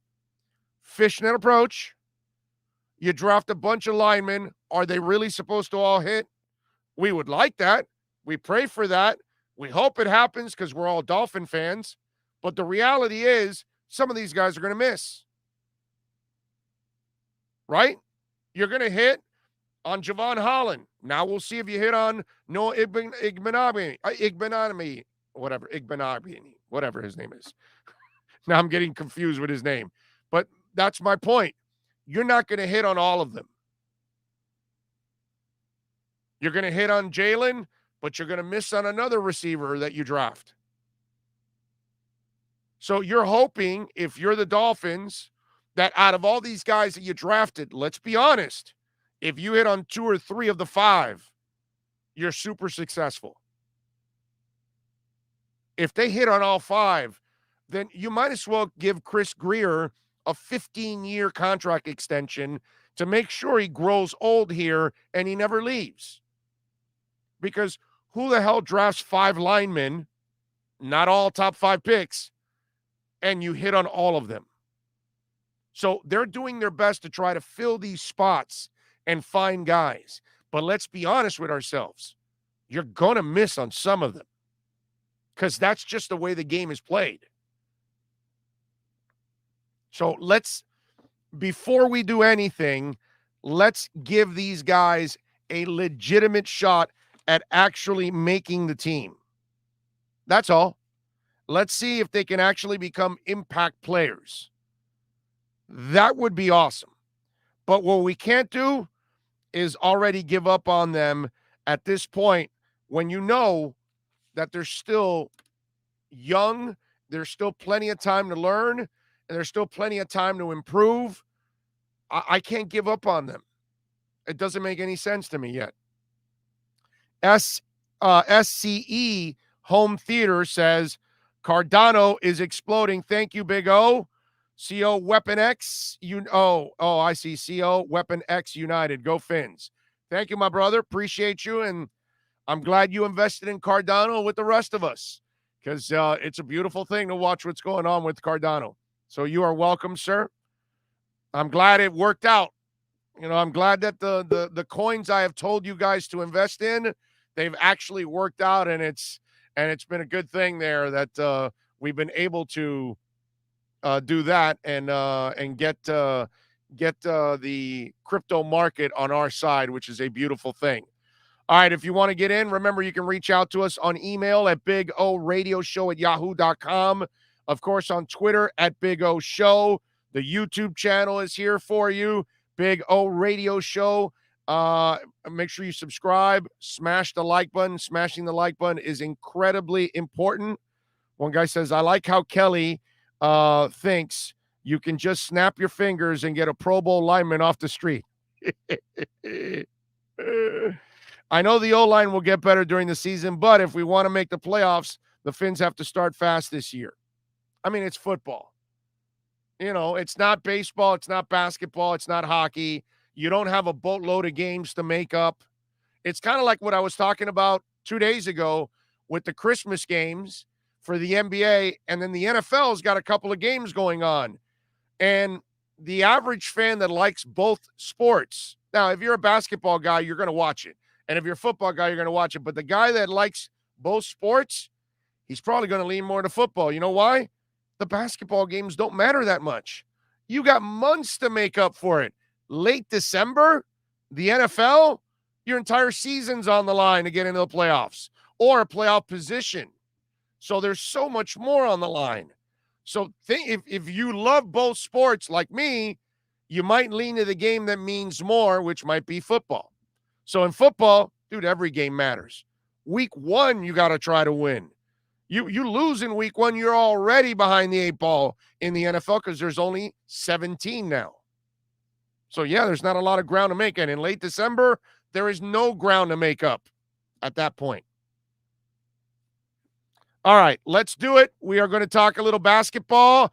Ira Winderman from the South Florida Sun Sentinel joins us every week to talk a little basketball, a little Heat basketball, a little NBA. We do that with Ira Winderman, and we do it next. For over 16 years, EJDconstruction.com has provided South Florida residents quality craftsmanship, accurate project management, and exceptional service. That's why EJDconstruction.com is an A-rated member of Angie's List and the Better Business Bureau. When you're looking for the right custom home builder for additions or home remodeling, please call my friend Eric at 305-433-4843. That's 305-433-4843.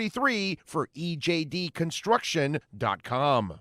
There's no need to drive around South Florida wasting valuable time looking for a new or certified pre-owned Acura. Go to the #1 volume sales dealership in the Southeast United States. Craig Zinn's Acura of Pembroke Pines. Purchase with pace and space in a dealership tailored to your needs. From home buying to providing that personal touch. Contact the 2020 Satisfaction Award winner Craig Zinn's Acura of Pembroke Pines. 888-776-5123. That's 888-776-5123. Or visit them at 15601 Pines Boulevard in Pembroke Pines.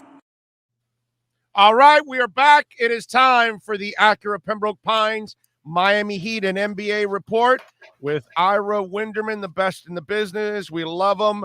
We have him here 3 times a week, not only for the Acura Pembroke Pines Miami Heat report. We do it Tuesdays and Fridays, but on Wednesdays, remember, for 1 hour, you can catch him and Clay Ferraro talking Miami Heat and NBA basketball right here exclusively on the program. Ira, good morning, sir. How are you doing?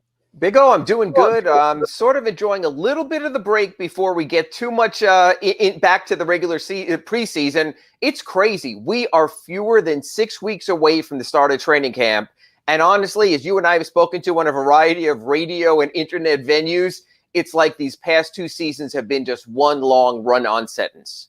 Yeah, no, well, that's because basketball and football have become a year-round thing, and it's all part of the process now, and you guys don't get much of a break. Now's when your break comes for a little bit here, where you get to, charge the battery a little bit, but we're back in the mix, in 5 weeks, right? Yeah, it just not only is less than 6 weeks for camp, but guys, the Heat's young players come in at least a month early. So honestly, a lot of the faces we saw in Summer League, Omar Yurtsev and guys like that, are going to be right back in the gym.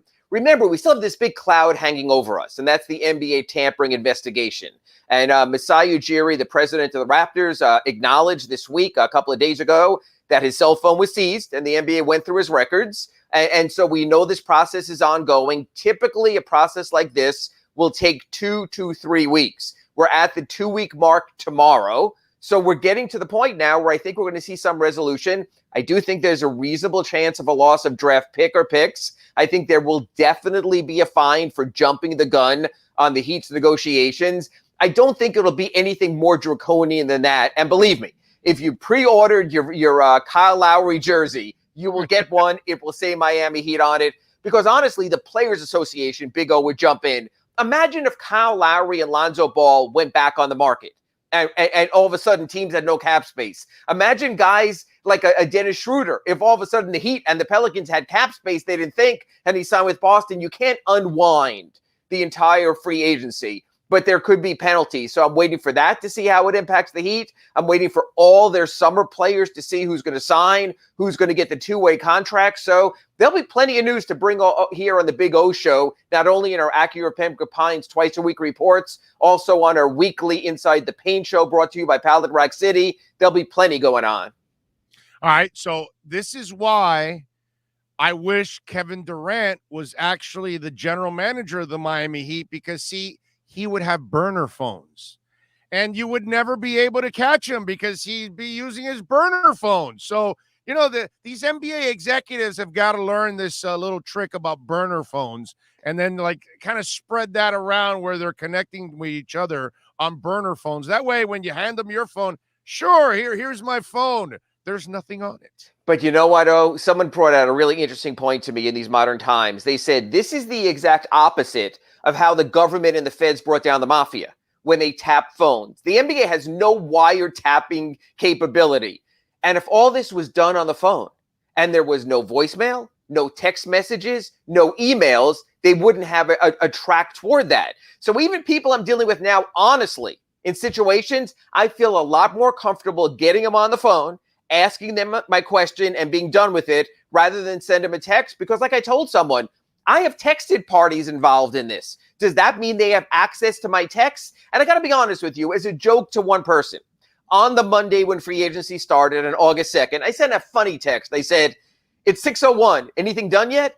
I cut and pasted that. Anything done yet? Anything done yet? Anything done yet? Anything done yet? I thought I was being humorous. Now someone is sitting in NBA investigation headquarters going, this message at 6:01. So next time, I'm just going to call everyone. Yeah, and you're not the normal dude. You're our Winderman, bro. I mean, everybody knows you, so your tweets are going to carry a lot more weight. And you know what, oh, and because of that, I'm a little bit more careful. And oh, I think you know this also. You try to be journalistic. You try to break news when you can, but I never want to be a guy who someone can trace back and go, the Heat didn't get this guy because of that guy. And there are guys I've known coming in who are going to sign Exhibit 10 contracts with the Heat or two-way contracts that I've been asked, hey, can you just hold off till we get it done? You don't want to heighten someone else's attention. You don't want to be on the verge of bringing someone in and all of a sudden another team goes, whoa. So I think a lot of this, look, Woj and Shams, they don't have to give a rat's butt about what happens with the team. No, they don't care if someone says they're against their team, they're for their team. They cover the league as a whole. I think as a beat writer, it's a little bit different. I never want to be the guy, whether it's on the Big O Show or another outlet, are going, damn, bro, Ira really ruined it for us. We would have had so-and-so, but he had to open his mouth. So, no, there are no snitches here. There will be no stitches. Yeah, no, I'm with you there. One of the things that you wrote in the Sun Sentinel, is there a plan B for KZ Okpala? And he did close out the Summer League with a nice game, but he hasn't done enough. So explain to folks, what is plan B? Well, I mean, the situation, usually when you have a younger player, you might say to yourself, you know what? We're going to send him off to the G League. We're going to get him some seasoning. We're going to develop him. We'll turn into something, if not this season, down the road. Except we're sort of at the end of the line here from KZ Okpala from a contractual standpoint. At the 2019 NBA draft, the Heat decided that the forward out of Stanford, KZ Okpala, was worth 3 second-round draft choices. That's a lot of capital to give up in the second round. They went ahead and made the move. First season, injuries, reported late to summer camp because of the way he was traded. He couldn't participate in Las Vegas. His second year, the pandemic. Then you wind up in the bubble. There's no summer league. So now, typically, you might say, you know what? Let's send him to Sioux Falls. They have very good coaching there. They coach the Heat system. He will be on the floor at least 20 minutes every game. Except you're not developing him anymore. You have to see what he has or doesn't have against NBA-level competition. Right now, he's not a rotation player. In the power rotation, you have Dwayne Dedmon and Bam Adebayo at center. You have PJ Tucker and Markieff Morris at power forward. And honestly, next man up is probably Omar Yurtseven, who you have on a 2-year deal, but only one guaranteed. So KZ Okpala is going to be this open in a case of emergency type of player. Eric Spoelstra does not like to redo his entire rotation when there's an injury or an absence. So there could be times when PJ Tucker can't start or Bam can't start that you might see KZ Okpala in there. He has to seize those moments because there are no more second, third, or fourth chances. This is a make or break season. There is no plan B. Either he proves to be an NBA quality player this season, or there most likely won't be another season in a Miami Heat jersey. All right. So, Ira, let me ask you, kind of like to twist that plan a little bit. Sure. Why not send him to the G League and have him play half a season where he's playing every single night and allowed to get in a groove, something he hasn't done since day one in putting on a Heat uniform. And then the second half of the season, where, of course, your older guys are going to wear down a little bit, you can start to use him more and get that feel in the NBA. But if he's going to be spot playing throughout the year, Eric, if he's set on his 7-8 guys, he's not going to budge from that. So then if KZ doesn't make the top 7-8 guys and he's number 11, he's not going to ever get really into that rotation. He'll never really get to play a lot. And then the few times he does play, we're asking him, seize the moment, seize the moment. And it's really hard for him to seize the moment when he hasn't been in any kind of a groove. So isn't it better to give him a lot of playing time in the G League first and foremost? Yeah, Big O, I can see that, except for one factor.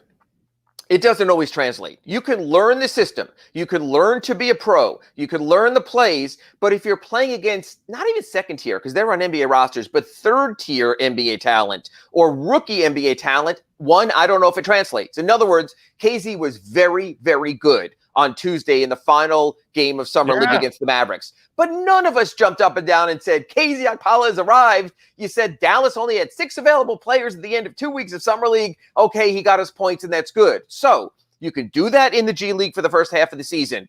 But what if along the way during that first half of the season, you get an injury to Tucker, you get an injury to Markieff Morris. You're already all the way up, and this is maybe a downside in Sioux Falls. You can't just jump back to South Florida on a moment's notice and be in the starting lineup. So the opportunities might come. I'm going to go the other way with you over the second half of the season. Yes, you're right. Older players might get injured. But the second half of the season, to a degree, I think, will be the start of the season for the Heat for this reason. It's all about the playoffs, Big O. They're not going to be a number 1 and number 2 seed. They're not going to play for that. They're going to preserve their guys anyway. So what I need is the final 2 months of the season to see the Morrises and the Tuckers and the Lowrys coalesce with what's in place already with the Heat. That will be go time. Right now, I can tell you, and this is not a condemnation at all.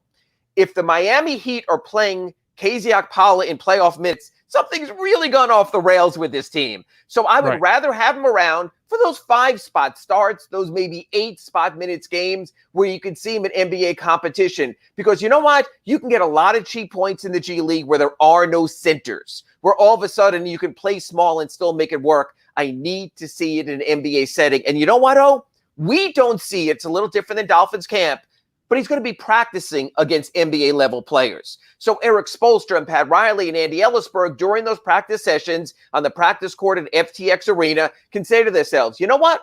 He's competing pretty well against Bam or against Markieff or against PJ. Maybe there's something there. I think it's almost more beneficial in his unique situation to have him on the practice court battling real players than to go up to Sioux Falls and battle players that may never see the light of day in the NBA. It's the accurate Pembroke Pines Miami Heat and NBA report. Ira Winderman does it twice a week here on the program, and you can catch him on Tuesdays and on Fridays. All right, Ira. So this is a veteran-laden team. But how much will last year be a lesson for this team and for Eric Spoelstra? How much will he be sending that message?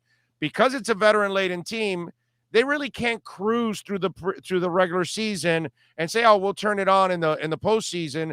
They've got to have urgency from the get-go because you want to be a 3rd seed, you want to be a 4th seed. You don't want to end up in the same rut you were last year and end up in the 6, 7, and 8 spots, and then you find yourself playing against the elite teams right in that first round, or even worse in the play-in games, even worse, even lower. So, how much urgency will there be on the season right from the get-go, and how does Spo balance the urgency and the age to get that done? Big O, you just answered your question with the last part. I think the play-in game has changed everything.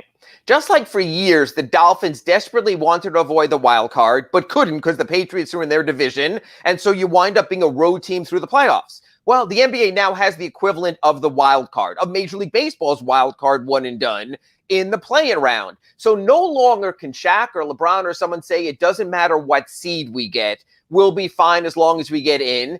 Now it doesn't matter what top 6 seed we get as long as we get in. I still believe that. I know you want a better first-round matchup. You don't want the Bucks, you don't want the Nets, but if you are who you think you are, you might have to get them through anyway. Again, we have to decide, and you and I will discuss this in the weeks before training camp.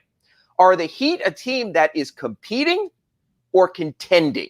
And we'll talk about that going forward. But if you believe you are contending, take on all comers. But you cannot do it from a play-in position. We saw what happened to the Warriors last year. We saw what happened to the Lakers after playing in that and then going out to Phoenix in the first round. So you have to be top 6. So let's do the math right here. I think you and I would both agree on this. Big O, if you disagree, let me know. Right now, the Bucks and the Nets set up as better teams than the Heat, correct? Of course. Okay, that's two teams right there. So then you're saying you basically have to be in the next 4. But you know what? The next 4 includes Philadelphia. The next 4 includes an Atlanta team that finally has the confidence to be what they might be. The next 4 teams include a Knicks team. I think they'll backslide, but you know what? They added Evan Fournier and Kemba Walker. They have a better roster this season, and now includes a Boston Celtics team that brought in Al Horford and brought in Dennis Schroeder on the cheap. So if you're saying to me, yes, Nets and Bucks, forget it, they're top 2, but then I can make an argument potentially that the next 4 could be Philadelphia, Boston, Atlanta, New York. You're going to have to beat out at least one of them. I think it'll be New York. So what I'm saying is, yes, I agree, Big O. All the games matter because I don't want to be number 7. And I don't want to have 2 chances just to barely make the playoffs, then with no time off, go right into a series against the number 1 seed. We saw what happened to the Heat with a week off against, a number 3 seed last year, and it didn't work well. I love the play-in for the desperation. Before I came on, you were talking about the NFL and talking about how every game matters. Week 1 and week 17, they're all a 17th of the season. You and I, or on your show, you'll be talking about how for UM and Alabama, really, it's a make-or-break game the first week of the season with the college football playoff. You have to win that. Especially for Alabama, because they've got the legitimate shot at the national title. Sure. So they can't drop the game. Right. So I'm saying in football, you have that. In baseball with the wild card, you have that. And now you have it in the NFL also. I'm not going to sit here and lie and say all 82 matter. You can have a couple of clunkers and you'll be fine. What I'm saying is the regular season, because of the play-in round, counts more than ever. The Heat have to get a top 6 seed. It will not be easier. And you know what? 1 through 15, don't say this very often, Big O, the East is better than the West this season. How much will this team depend on Lowry's offense? Because we know that you're going to depend on his defense, and you're going to depend on him facilitating everybody and doing a terrific job at that sense. How much will the burden be on him to score? Big O, I think this team is going to rely on Big O's offense and Ira Winderman's offense. There's not a lot of offense on this team. I think they have to get points from anyone and everyone. So, you know that Bam Adebayo is never going to be a 25-point-a-game scorer until he develops the outside shot. God bless him. He'll do everything else. You know Jimmy Butler doesn't want to be a 25-point-a-game scorer unless he has to be in moments of truth. You know that Kyle Lowry wants to defer and show I can fit in with the group that was already in place, went to the NBA Finals 2 years ago. So I'm going to give you 2 names I think are more important offensively than any of those 3, including Kyle Lowry. That's Duncan Robinson and Tyler Hero. Really, on this roster, there are only 2 guys on this roster where you can say this of them. Their offense is more important than any other component of their game. For Bam, they're still passing and rebounding. For Jimmy, there's playmaking and tough defense. For Kyle, there's defense and playmaking also. If Tyler and Duncan just score, they've done their job. They fulfilled their special purpose. So I think this team, a lot of it is going to come down to those guys that darn well better be on their game. You know, we saw Duncan in the playoffs. It was not great against Milwaukee. We saw him in the finals against the Lakers 2 years ago. It was not great. Yeah, you get the money. People go to school on you. Find a way. He has to step up. Tyler Hero has to step up. I'm hoping that Kyle Lowry's offense isn't essential. Because if it is, like you pointed out earlier, at 35 years old, you only want to have so much on his plate. All right. Our poll question of the day: the crypto market is exploding. It's a Cardano Friday. And so we wanted to ask all three of our guests today if they actually invest in the crypto market. Omar does not invest in the crypto market. Does Ira Winderman invest in the crypto market? Ira Winderman has a hard enough time trying to figure what the dollar is backed up with now that we've all learned there's not enough gold in Fort Knox. I'm not going to invest something that is purely speculative and it comes down to what everyone else thinks. If there was a commonality in our country, in our world, it would be fine. We'd all be thinking the same way. These days and times, that's why I leave it to the rich people like Big O who have this extra cash to spend anyway. You know, have the housekeepers taking care of stuff while he's in the basement doing a show. I'm staying at this point in my career. I'm going with a safe investment. So I got the savings bonds over there in the lockbox. I'll keep it simple for now, but God bless you, Big O. If you can find a way, go for it. Let's do it, baby. It's a Cardano Friday. He is Ira Winderman. Follow him on Twitter at Ira Heapy. Catch his work there at the South Florida Sun Sentinel and catch him here 3 times a week doing exceptional work. As always, Ira, have a great weekend, my friend. We will talk again on Tuesday. I'm going to go polish up my Honus Wagner baseball card and call it a day. Thank you, Big O. You got it. The great Ira Winderman. There's many ways to support our program, from subscribing and liking the show to visiting our terrific sponsors. Another way is using Cash App. If you would like to donate to the show and help us grow, download Cash App and search Cash Big O Show. That's Cash Big O Show. We appreciate your support as we continue to build the best sports show on the planet for South Florida sports fans. Support the Big O Show by using Cash App and donate to Cash Big O Show. Thank you for your incredibly loyal support.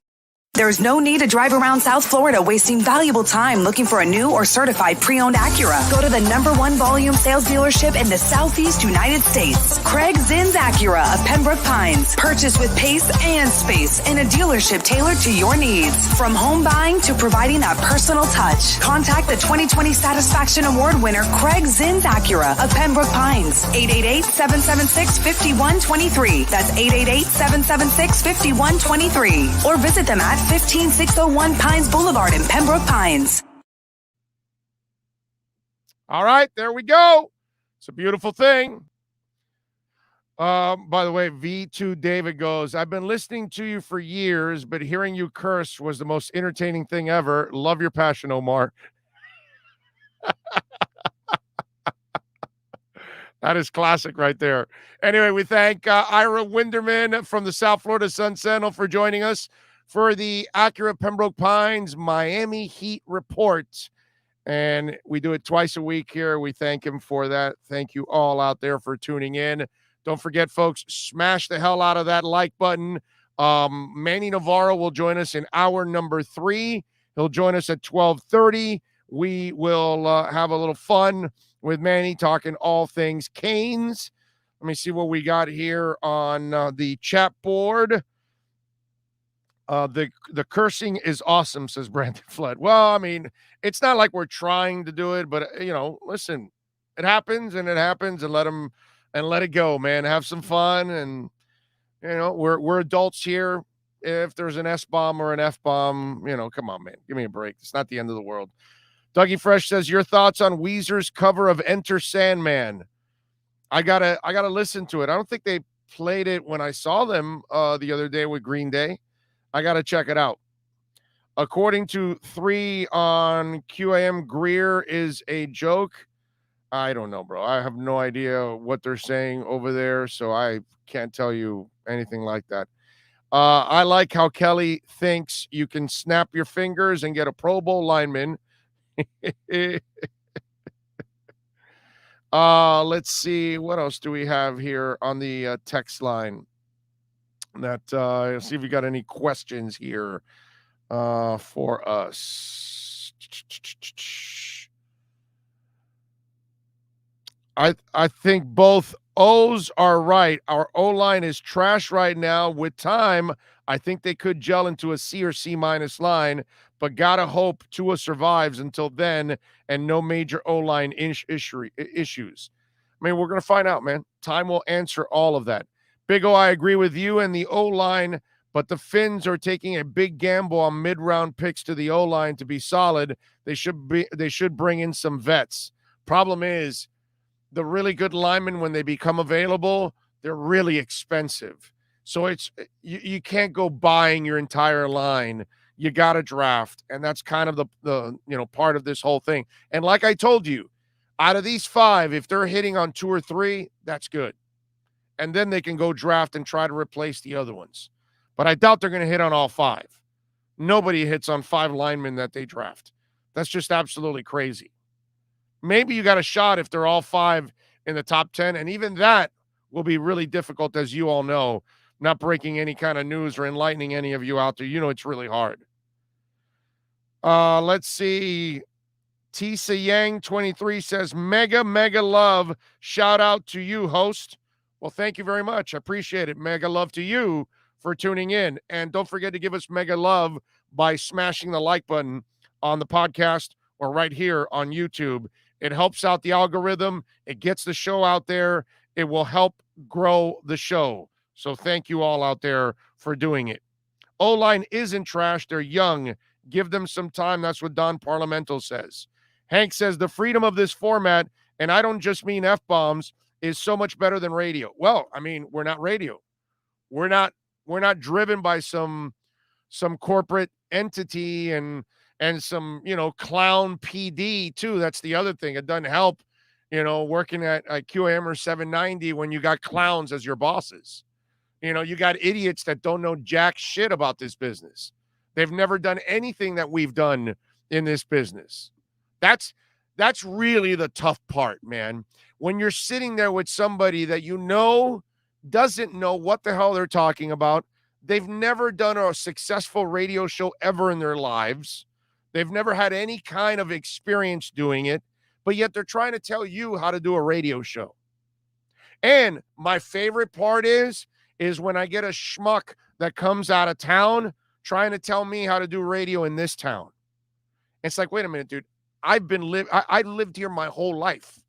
I'm born in Belglade, Florida, raised in Miami, Little Havana, Hialeah, and West Kendall. So I know South Florida better than anybody that they have as program directors. And I got some schmuck that came out of somewhere from some place, and he's going to tell me about my town. That's where, you sit there and it's like, yeah, dude, whatever you say. And that's the problem. And we don't do that here. You know what I mean? So that's the way we roll, as they say here on the program. We thank you all out there. And again, smash it, baby. And the like button too. The Dolphins will get in action tomorrow at 7:00 against the Falcons. Looking forward to it. We had Jarvis Davis, Nick Needham, and Lynn Bowden Jr. get injured yesterday. Jarvis, by the way, had an injury, but he was limited in practice. Preston Williams returned to practice. And let me tell you something about the Preston Williams situation that I really like a lot. And I think it's really cool with Preston coming back. And I hope he's 100% and ready to go. But I'm excited about this kid because the upside for Preston Williams is sick. It's the upside that we saw with Devontae Parker. Unfortunately, Devontae Parker will never, ever achieve that upside because his body has broken down so much. He's lost some now. He's just not the same player anymore. And that happens when you have injury after injury after injury. It's a problem. Hopefully, Preston Williams has had his share of bad luck, and now he's moved on. But the Lord above blessed that young man with incredible talent. And here's why it could be really exciting for this Dolphins wide receiving core. Follow me on this. So you've got the explosiveness of Jalen Waddle. You've got the explosiveness of Will Fuller, but neither guy are big bodies. Then you've got an explosive, big body, athletic tight end in Mike Gesicki, correct? And now you add an explosive, big body in Preston Williams. Folks, there aren't 4 corners in the NFL that are going to stay with all those guys. safeties and linebackers are going to struggle to stay with Gesicki as it is. So think about this. Preston Williams could be facing the third best corner on the team a lot of times. And remember, they're running Jalen Waddle on the outside too. He's not only going to be a slot. This team doesn't, if you can be multiple, they will make you multiple. So Jalen even talked about it like, I can play inside, I can play outside. And obviously, he's going to be a terror inside. But think about this. If you want to put Preston inside on the slot with Gesicki, then all of a sudden you're creating some incredible mismatches. And the third corner is going to have to cover Preston Williams. Good luck with that. Have fun. Knock yourselves out. Because the safety, the deep safety, is going to be too worried about Will Fuller and going to be worried about Jalen Waddle. The strong safety and the dime guy they've got to worry about Gesicki. So what, you're going to leave Preston Williams one-on-one? Thank the Lord. Let's go. Let's rock and roll. Because you can't bracket Gesicki. You're probably going to have to bracket the speedsters. That's the excitement of having I'm getting goosebumps. I shit you not. I'm getting goosebumps. That's how I'm feeling it, bro. Wow. It's exciting because there is serious potential for this wide receiving group to be one of the better wide receiving groups in the NFL. Once you get Fuller back, if Preston's rocking and Gesicki's rocking, wow. You know, I would talk about Parker, but I think Parker's kind of turned into a possession guy at this point. A big body possession receiver is what he's turned into. Preston still has the skill set that he can take the top off the defense, obviously go over the top on people, and then work the underneath stuff. He's still young. His body isn't beat up the way Devontae Parker's is.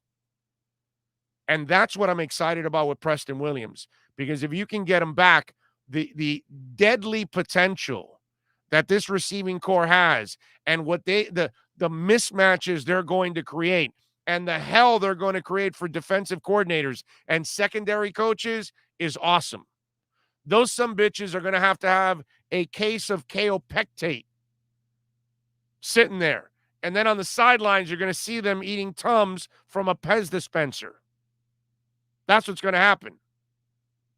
The Dolphin wide receiving core has the potential of creating havoc. Something they could not do last year because they didn't have the speed of Fuller and Waddle on it.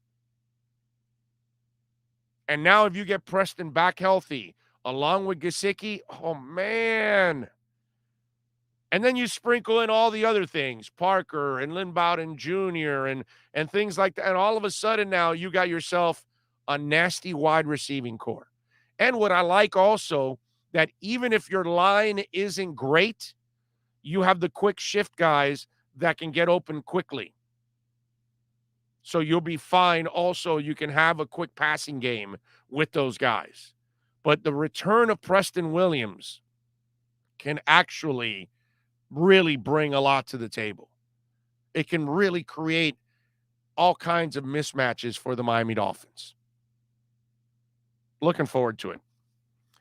Don't forget at 12:30, Manny Navarro is going to join us for the Caneswear Miami Hurricanes report. Give me 60 seconds, and we're going to start hour number 3. Sports fans love a place with great food, cold drinks, and TVs everywhere. That's why sports fans love Sports Grill and their 7 amazing locations. Check out the Bird Road location at 11481 Southwest 40th Street in the back corner of the West Bird Shopping Center. Sports Grill is also now offering some great employment opportunities. All kinds of positions are now available, from kitchen to hosting. Call for more information at 305-485-8845. From wraps to salads to amazingly delicious specialty dishes, Sports Grill is the home to the legendary special grilled wings. Since 1987, Sports Grill, good food, good drink, and good friends. When you need your warehouse looking good while staying efficient, there's only one place to find the finest racks in the business. Pallet Rack City in Hialeah. 305-424-8547. That's 305-424-8547. Pallet Rack City is the company you need when you want your warehouse sporting the finest racks in the business. After all, who doesn't love a great rack? Pallet Rack City. 305-424-8547. That's 305-424-8547. All righty, we are back. Appreciate it. Hour number 3 is on the air. Ray says, excited on our wide receiving core. I only want Wilkins not to jump on them every touchdown to avoid. I'm with you there. Yeah, we don't something tells me no matter whether you believe the story or not, because Preston said yesterday that it's not true, that Wilkins didn't get him injured. He heard the pop when he scored the touchdown. And whether it's true or not, something tells me Christian Wilkins won't be jumping on anybody this year. Just say it. I don't think so. I do not see Parker with the Fins next year. I agree with you there, Jim. I do. Jim Gleason says that. I think the Fins will find another wide receiver either in the draft or free agency in the offseason. Depends on his contract course. Preston will be there, though. Yeah, Preston's the future. Preston is what you were hoping you were going to get from Devontae Parker, but unfortunately the injuries took the best of Parker's career, which is really a shame, man. God, Parker was so talented. So I was huge on that draft day. I was so happy when they got him, but unfortunately, he just could not stay in one piece, man. Ragin says, I'm not worried about anything except the O-line gelling as soon as possible. Makes sense. Joni's Fins Nation says, Big O, what's your most underrated Pink Floyd album? I vote Metal. I'm going to go with Momentary Lapse of Reason. I like that album, man. That album, to me, that album doesn't get enough love, actually. So I'll go Momentary Lapse of Reason. I think that's what it's called. I think that's the one. Q Susie says, ouch, Belle Glade. Why ouch? What's wrong with Belle Glade? Why are you picking on Belle Glade, Susie? What's wrong? What's wrong with Belle Glade? I spent the best 6 months of my first 6 months of my life there. Yeah, I only was there. I was born and there for 6 months, and then we moved out. Let's see. What else do we have here? Oh, the shows have been great all week. Well, thank you very much. That's really, really kind. We're working our asses off to give you guys the best sports show on a daily basis, okay? We're not going to sit here and clown around all the time. We will joke. We will have fun. You know it. If you watch it, I'll joke around and I'll have fun too. But we're not here to clown around for hours and talk gibberish. This is a hardcore sports talk show, is what it is. And we'll have fun, and I'll talk about life, and I'll talk about crypto, and I'll talk about music and stuff like that. And we will go off the rails a little bit and have a little fun, like somebody asked me about Pink Floyd and things like that. But we're gonna give you the kind of sports talk that you're not gonna get anywhere else.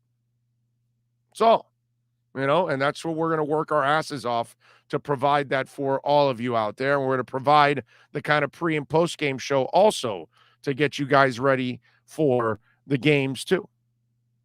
All right. Let's see. What else do we have here? Our O-line is a disaster. This is the 7th season I've heard of the O-line is a problem. Well, I'm not ready even to say that they're a problem yet, right? They could be just young and inexperienced. That's all. You know what I mean? I could go with that, So that's, I guess, listen, it all depends on how you want to look at it, right? Beauty is in the eye of the beholder. And if you want to look at it that way and you're already giving up on them, well, then that's the direction you'll go in. Leon Fresco says, why doesn't Omar ask Flo about media approach? Because you're not going to get anything out of that. I kind of understand what Flo's doing. I really do. Whether you agree with it or not, I understand.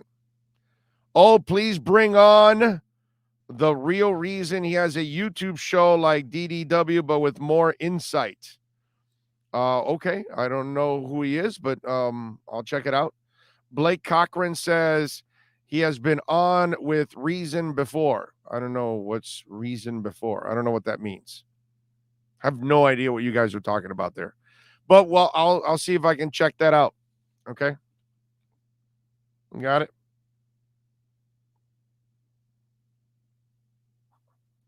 I wrote it down too.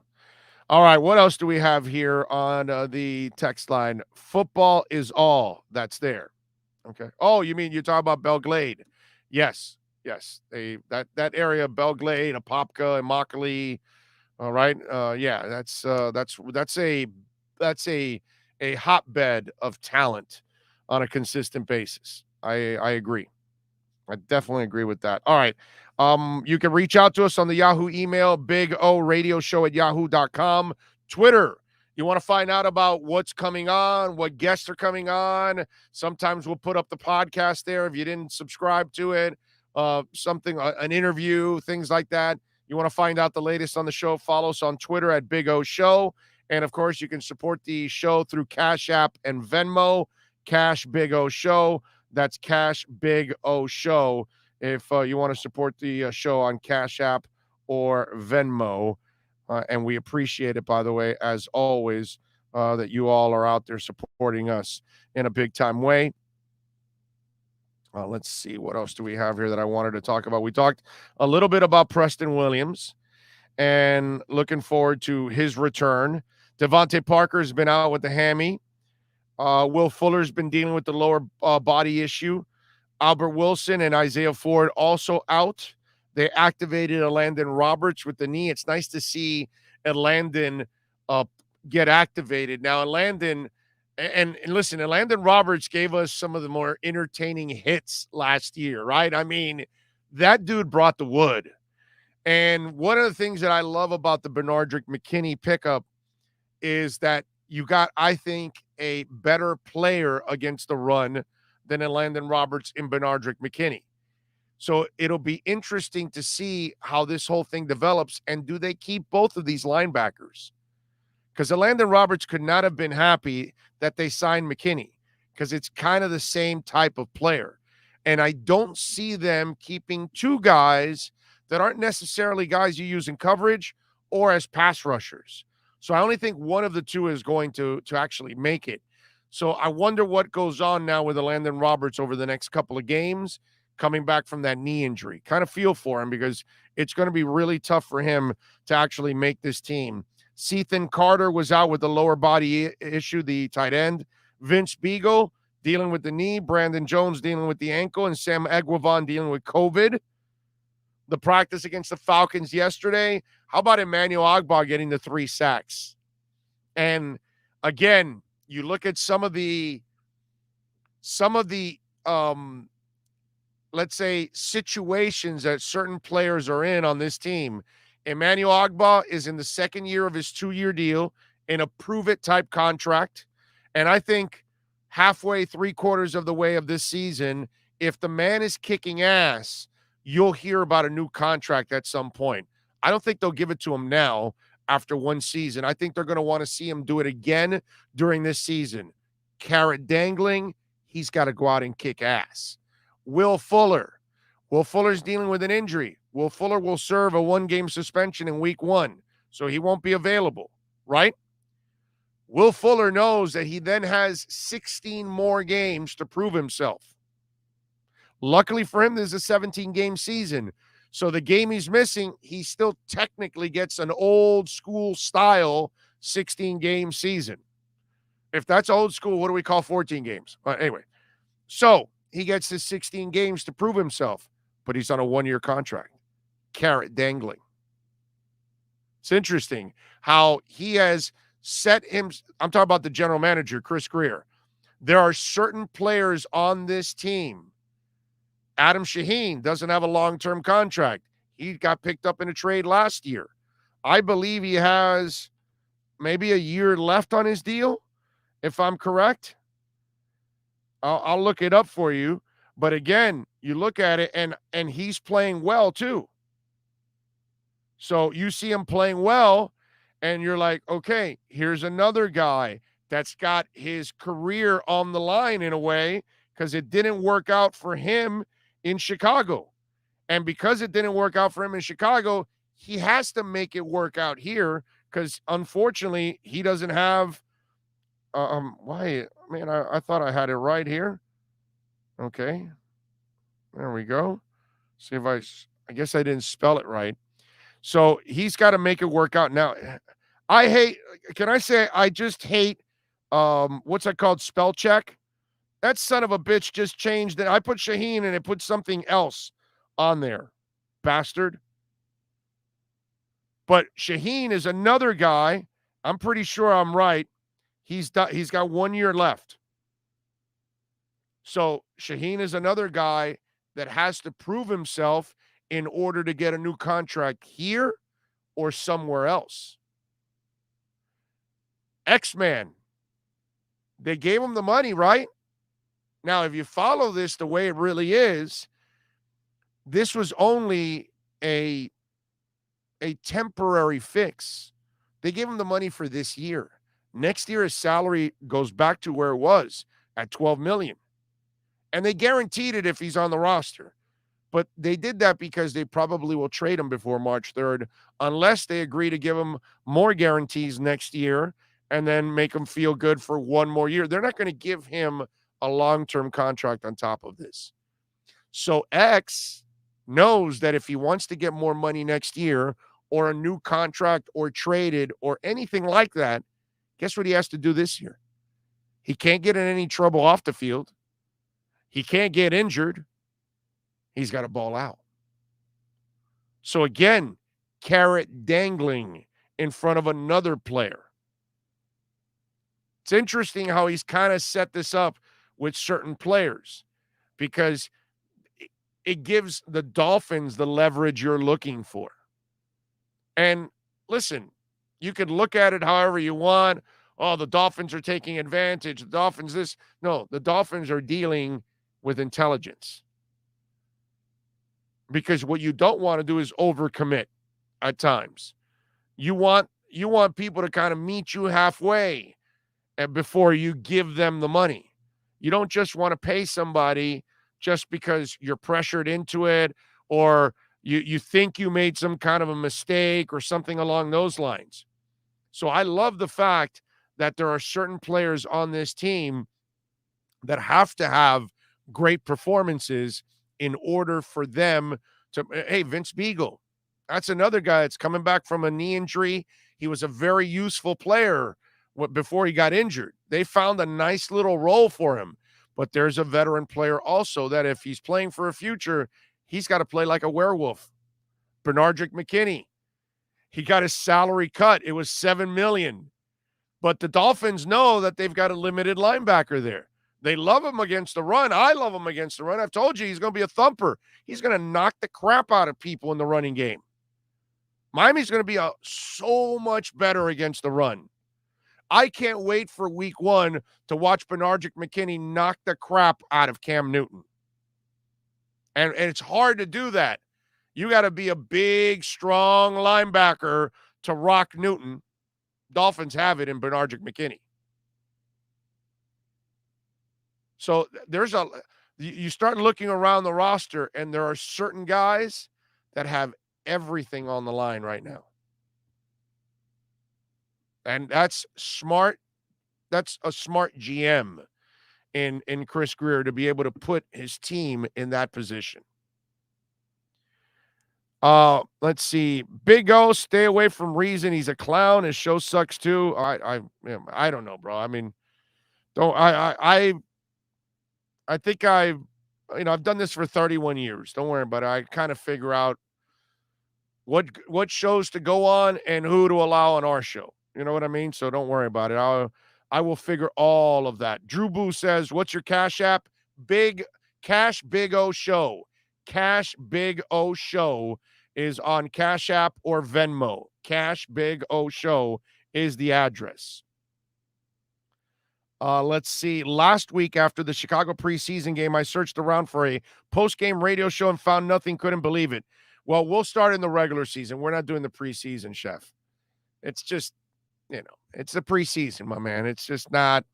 And sponsors aren't really going to get the kind of traction that they would like in the preseason either.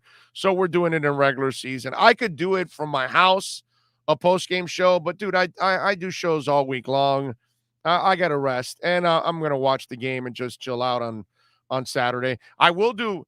Actually, I gave you a pregame show last week, and tomorrow we'll give you a pregame show again, because tomorrow we'll be on at 11 a.m.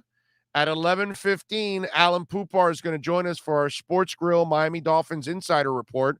So he will fill us in leading up to the game on everything going on Dolphins. So make sure you tune in tomorrow at 11 a.m. We'll be on only for an hour. It's a short program, but we'll have Alan Poupar on, and that'll be, during football season, we'll give you guys a show 6 days a week at least. Obviously, during the week, we'll give you 3 hours, but on Sunday, we'll do an hour at least. Now, once we get to the regular season, we're going to be doing 4 hours, 2 pre, 2 in a post. So we'll give you plenty of Dolphin coverage, and we'll have our insiders joining us on Sundays, pre and post. And I think nobody has better insiders than we do. All right. Let's see. Big O, I agree with you. Greer is doing an outstanding job. Thank you, Clarence. Appreciate you, man.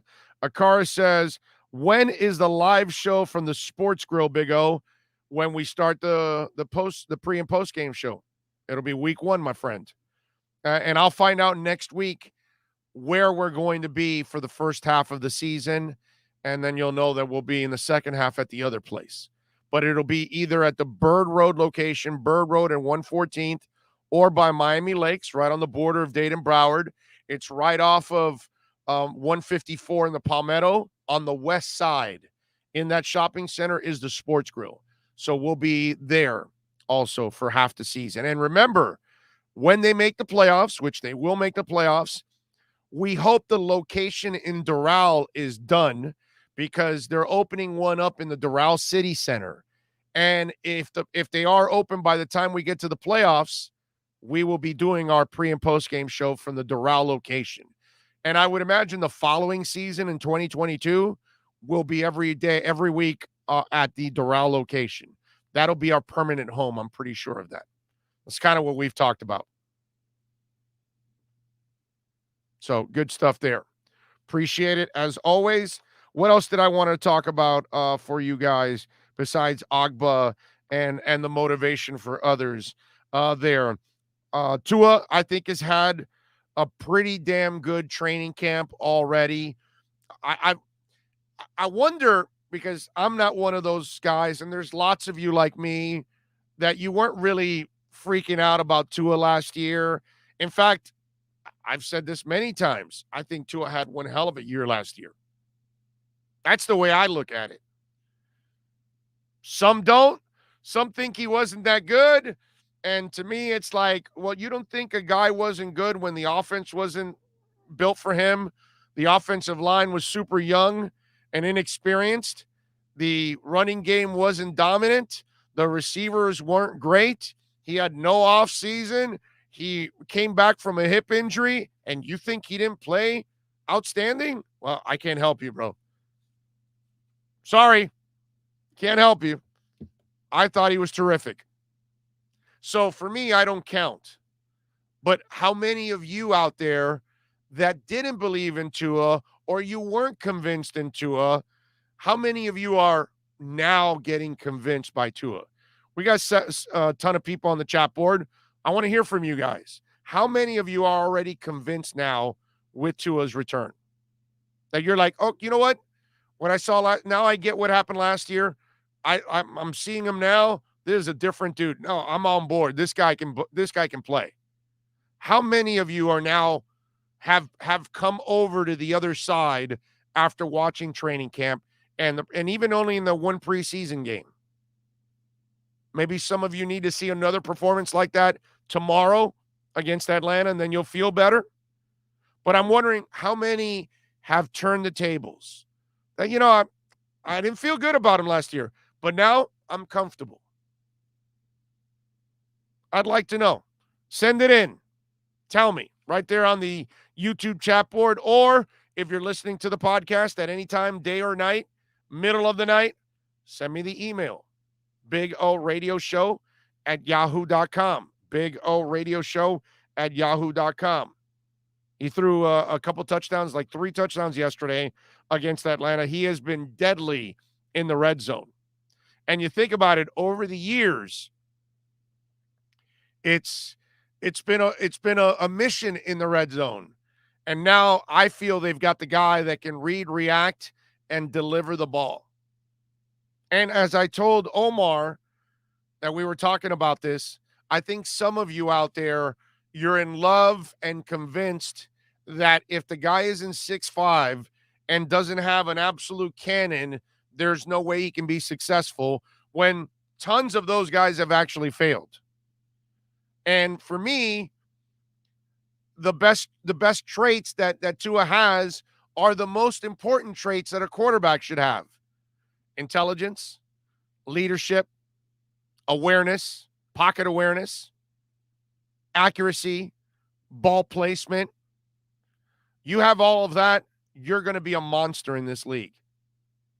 Of course, your arm has to be strong enough to do all of that, and his arm is more than strong enough to do that. Now, does he have Marino's gun? Does he have Elway's gun? Can he throw like as hard as Cam Newton can? No. He doesn't have those kind of guns. Okay. But you don't need those kind of guns. What you need is a guy that can think, a guy that can process, a guy that can read defenses, a guy that's smart, a guy that's accurate, a guy who knows how to place the ball where the offensive player has a shot at it, not the defensive player. He actually has the most important traits to be a quarterback in the NFL. There's too many people that think strong arm and size are the things that are going to get you your Super Bowls. And that's just not the case. Now, if you have the strong arm and the size to go along with the smarts, to go along with the awareness back there in the pocket, to go along with the accuracy and the ball placement, then you're in, baby. Then you're in. But trust me, size and cannon, those aren't the main ingredients to make you a quarterback. Those are the main ingredients that make you a great athlete at quarterback, maybe, but it's not going to make you a great quarterback. It's the other things that Tua has that makes you the great quarterback. That's the difference there. Big O, after last week's game versus Chicago, I found no post-game show. Lee Michael Morrison says, checking in from Hialeah, lighting up a stogie and enjoying the show. Jim Gleason says, one play says it all last week with Tua when he locked eyes on Gesicki and hit him in stride, and where he had to keep him moving. Oh, yeah, that was a beautiful floater. Effortless, laid it right out there. Boom, easy to catch ball. That's the other thing he has. He puts it where it's easy for the receiver to catch it. I can't imagine that Marino and Elway were easy balls to catch, because those things came in like a 100-mile-an-hour fastball. Bah! Tua lays it right there, and it's like Montana, like Drew Brees, those kind of guys. They're not gunning it in there. They're putting it in there with touch and anticipation and ball placement and putting it away from the DB, which is an incredible gift. Ball placement is something that I don't think you can teach. I think either you have it or you don't. Anticipation, I think you have it or you don't. What he did this past week, where he had the one blitzer from one side and the other side, and he was able to move around and guide himself from those two guys while looking upfield the entire time. He never, ever glanced at the defenders. Ever. But he was able to move it around and then get the pass off and complete it, which was simply amazing. And then the other one also that I was impressed with him was Austin Jackson rolling into his legs. That's a big-ass dude that's going into your legs. and yet you maintain your focus, you delivered the ball, and then you dealt with, obviously, Austin at your legs. A lot of guys might get flustered with all of that. It might force them to move, or it might force them to look down, and then that takes away from the play. This kid eyes up all the time. The radar is like this the entire time. You feel like he should be in Battlestar Galactica wearing that silver helmet, and then the red light is going like this, you know? It's the radar working the entire time. That's freaking awesome. Because these are things that I don't see from Pat White. These are the things I didn't see from Ray Lucas.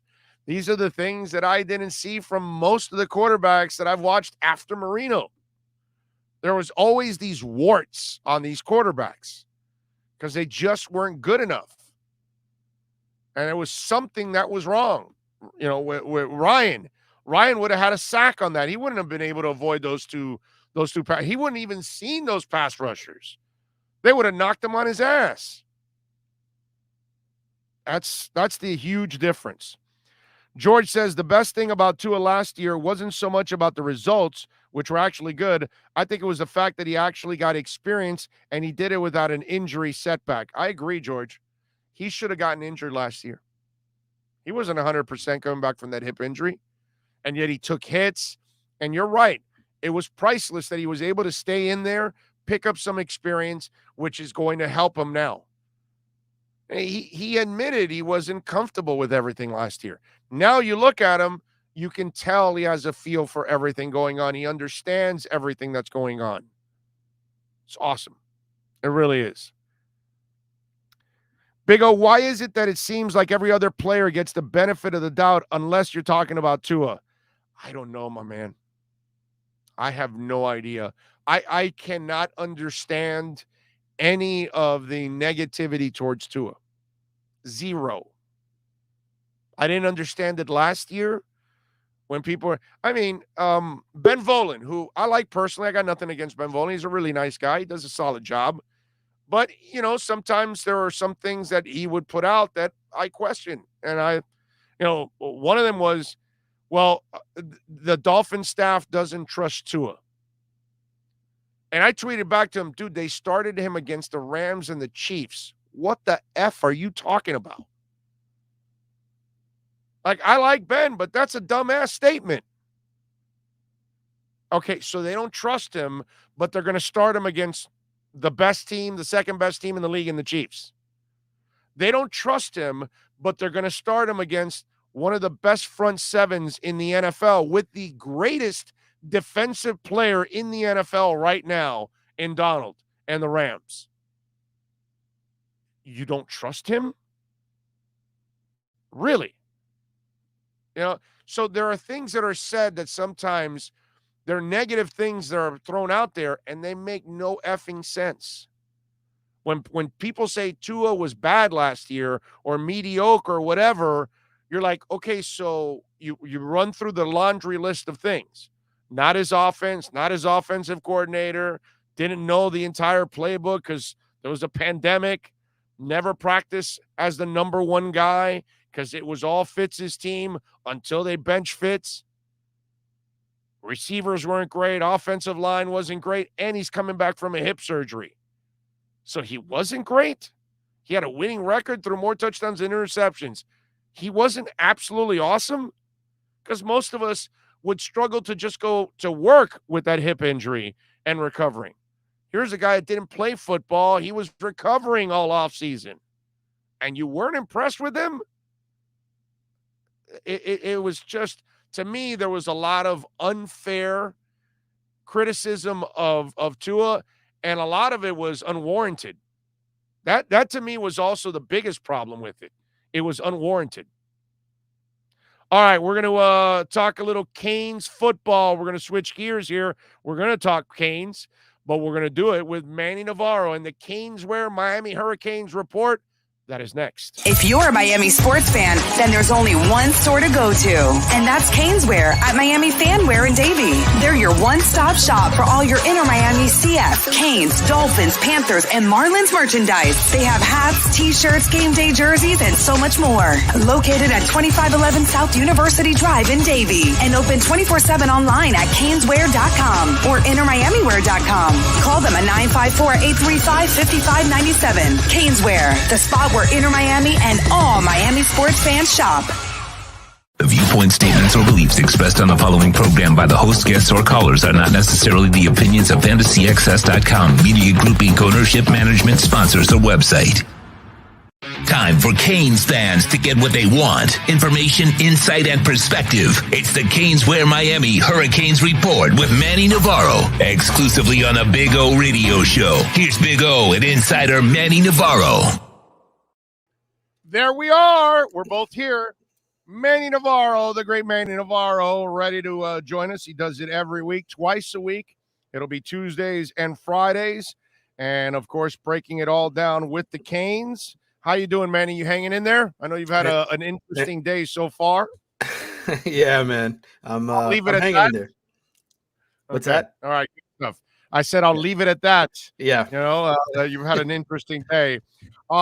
Speaking of interesting, and in a way, closure, an emotional time for the program. They can also kind of close the door. It was something that a lot of us were always wondering about, what's going on with the case. I'm really happy for the Pata family that they finally get to kind of close that book. At least they know exactly what ended up happening to their son, which has to be devastating when you lose someone that you love, but you have no idea how it happened. And amazingly also that according to the officers, nobody ever quit on this case. Not the officers, not the public, not fans. People wanted an ending to this story, and Brian Pata and his family deserved it, and that's exactly what they got. You're absolutely right, though. I mean, for me, my personal connection to this story goes all the way back to when I covered Brian in high school. You know, I covered him his entire senior year, followed him all the way through to Miami, and the week before he was shot and killed, I was in his apartment hanging out with him. I was going to do a behind-the-scenes story, kind of like, you know, he's going into the NFL draft. What is he thinking? Who is this guy? And so, you know, a week later, I get a phone call. He's been shot. I raced back down to his apartment, and police are there, and he's dead. And it was just a heart-wrenching story. And for 15 years, that family has pleaded with police to get an answer, and they finally were able to get the arrest done. You know, I sat down with his brother, obviously, Edwin, who's in the recruiting department at Miami, and you know, this was 2 years ago when he first got there. And I played all this old audio from my interviews with Brian for him. And we sat there for 2 hours listening to it. And it was specifically from that day I spent with him when, you know, I was at his apartment and he was showing me everything. And, you know, tears just started welling up in his eyes. And he's like, man, you know, I miss him so much. And thank you for playing this for me. And, you know, at the time, he told me police really felt like they knew who did it. They just didn't have enough evidence to convict it. And so that was the deal. I mean, they knew all along Rashawn Jones was likely the killer. They just needed to go out and find the evidence to arrest them and to charge them. And apparently they did. So, you know, having been connected to that family, seeing everything they've gone through, yeah, I mean, yesterday was a good day. I hope for their sake that they can get the justice they want. Yeah. What was the main piece? So people that may not have read the story, what was the proof that they got that they were able to close this case? Well, I think based off of cell phone records and, you know, cell towers and how far away Rashawn Jones was specifically to the crime scene when it took place. You know, he told police repeatedly that he was home the night of the murders. And yet they were able to, through eyewitness accounts, somebody who I guess saw him and picked him out of a lineup. And then, between the cell phone tower records and whatever other DNA evidence they were able to gather, I think that's how they've built their case and charged them. Now, will it stick in court? I don't know. I mean, the legal system, right? I mean, Right, innocent until proven guilty. So we will see. But I think there's a lot of anger towards Rashawn right now. There's no question. I mean, and, look, I wrote the story for The Athletic. I think there's a lot of fanatical stuff going on that if he gets off, ugly things could end up happening, I think, down the line. Yeah, there's no question. I think, this thing has lasted 15 years. And I'll tell you, I wrote a story for The Athletic this morning, and, just talking to the former players, as much as they had heard that he was a suspect, I don't think they ever really believed that police would charge him. And so, okay. For these guys, for police to make a case to arrest him and charge him, it's like, man, even if you were suspected, we always believed that you didn't kill him. And so now, for 15 years, this guy's been living scot-free on the run or whatever. And, these guys were like, nah, he didn't kill him. There's no way he wouldn't have done that. And then yesterday, it's like that realization, like, Jesus Christ, we were friends with this guy. And, he's the one kneeling next to the mural of Brian on game day. And it's, that picture twisted, dude. I mean, he's there and he killed him. Right. Wow. That's sick. And so, I talked to all the guys who were Brian's friends and Rashawn's friends, and they're all sick to their stomach. They're all just, I can't believe this is real. And it was all female related? I think a big portion of that was, I know their initial beef, their first fight wasn't necessarily over, their girl or Brian's girlfriend. But it eventually spun into that. And I think it just it was always sort of this, the way it was described to me anyway, it was this animosity between them. Now, I think, between the players and the guys in the team, there's always guys who don't like each other, but, to think that it would go to murder or something like that, it takes it to a whole nother level. And they just don't expect that. I can't imagine what that woman is thinking now when she kind of realizes that it was over her, what happened. Mm-hmm. And it's not her fault either, by the way, that this, that Rashawn chose this path to settle any kind of an issue. That's not on her, because that's not the way you settle anything whatsoever. But it was just one that, man, it just floors you. And when you see that it's his friend and you see that picture and all of that, it's sad, man. It really is sad. And what else have you heard of other people tied to this case? What other things have you been able to learn from all of this? Well, I mean, look, I knew about this case. Obviously, police had their own investigation. For years, I heard it was like Haitian mafia related, that, one of Edwin's and Brian's older brothers had some beef with the Haitian mafia, and then Brian got involved and it was a fight in a club and all this kind of stuff. I heard that for years. So I didn't necessarily think it was Rashawn. We heard it was the brother, right, of Jada Brody, the girlfriend. We heard that, he was a suspect. So the rumors for years was just kind of like, it was either one of those guys, and Rashawn was a suspect too, but he wasn't really brought to light as a real suspect until ESPN ran the article last year. So, there was always just sort of like this idea of, well, they may never arrest the guy. And so the fact that we were able to get enough evidence to feel like they could charge him, to me, that's the wild part of this story, is just all the different directions the investigation went, and then also, all the beliefs that people had of who did it. Crazy stuff. Make sure you follow Manny on Twitter at Manny_Navarro. And of course, you can catch him twice a week here on Tuesdays and on Fridays for the Caneswear Miami Hurricanes report. Make sure you give them a ring, 954-835-5597. Remember, all orders over $99, you get free shipping.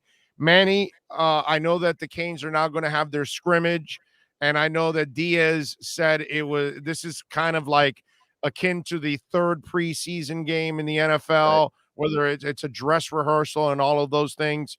One, are you guys allowed to watch? Two, do you like the idea of doing this? Because it makes a lot of sense, actually, to get this going and to try to get yourself prepared for the best program in the damn country. Yeah, I mean, I think it's a good concept. You want the players to sort of be peaking here, right? You don't want them to be going into the season flat. So I think this whole concept of, hey, we're going to take this preseason scrimmage like a preseason NFL game, I like that. I think, obviously you always run the risk of injury, but, the guys who are dealing with injuries, Nesta Silvera, Zion Nelson, they've been held out on purpose to let them heal. So I think as long as you run it smartly and you're not putting any guys out there that are dealing with stuff, I think it works. For now, though, I mean, as far as what they're going to do and who's going to be involved, I think they're really going to give a good look to the younger players, the guys that are the true freshmen, the second-year freshmen. Those are the guys you really want to run out there and see it. Can they run with the ones? Can they be somebody that really helps us? Because in camp up to this point, they've been practicing against the threes. So, now they get their chance to go out there against the best on the team. And, you find out what you got. And so I think it's a smart approach.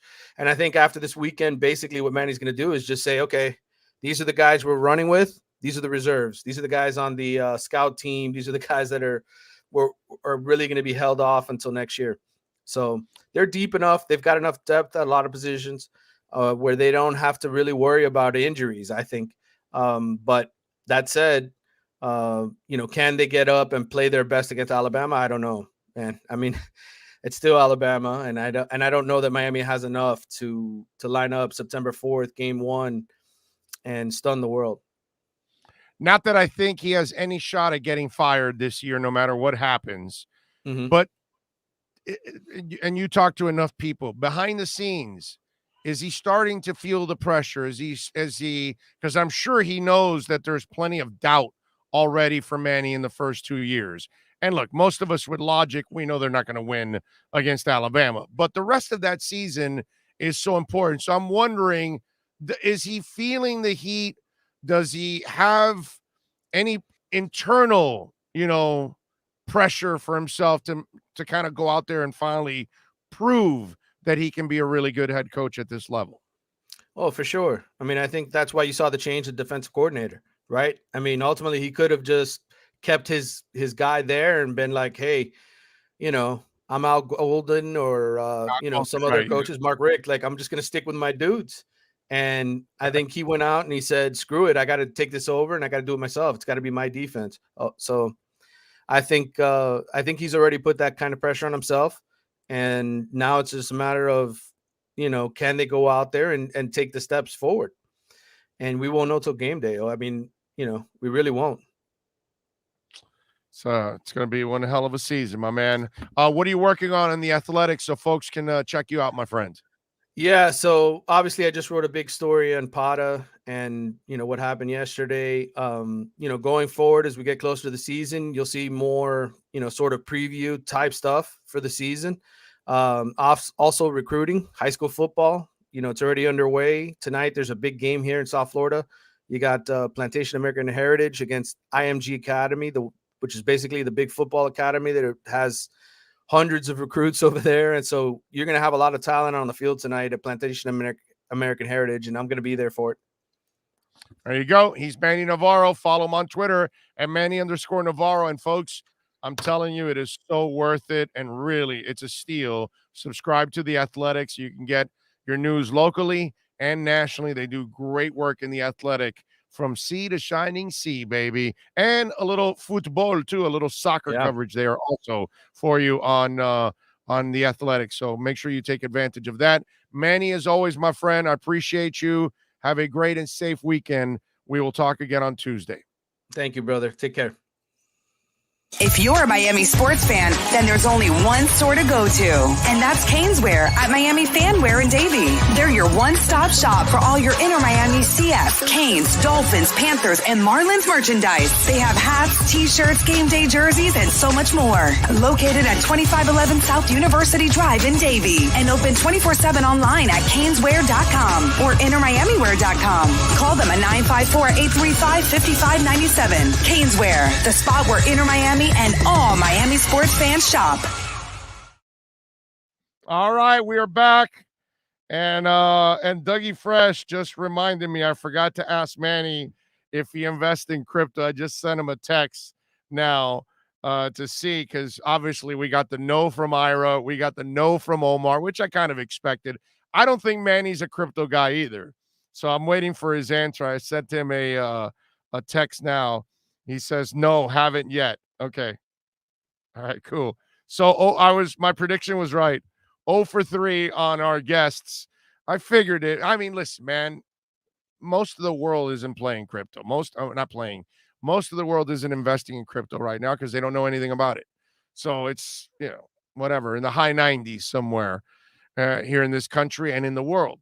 Most people just haven't taken the time to actually find out about what's coming down the line. But I was right. I was right. All three of them are not into crypto. Thank you, Dougie Fresh. I appreciate you reminding me of that one. Where is Cardano, by the way? Let me get an update on Cardano here. Cardano's up almost 15%. It's up to 252. Man, it is absolutely rocking. Holy crap. That is awesome. VeChain is up almost 12%. It's up to 1365, so it's approaching 14 cents. I love it. I love it. I love it. I love it. It's a beautiful thing. Let's see. Have to save a cat from a tree and free a child from a well. So what's the verdict on Bitcoin for Ira and Manny? Bama will roll the Hurricanes.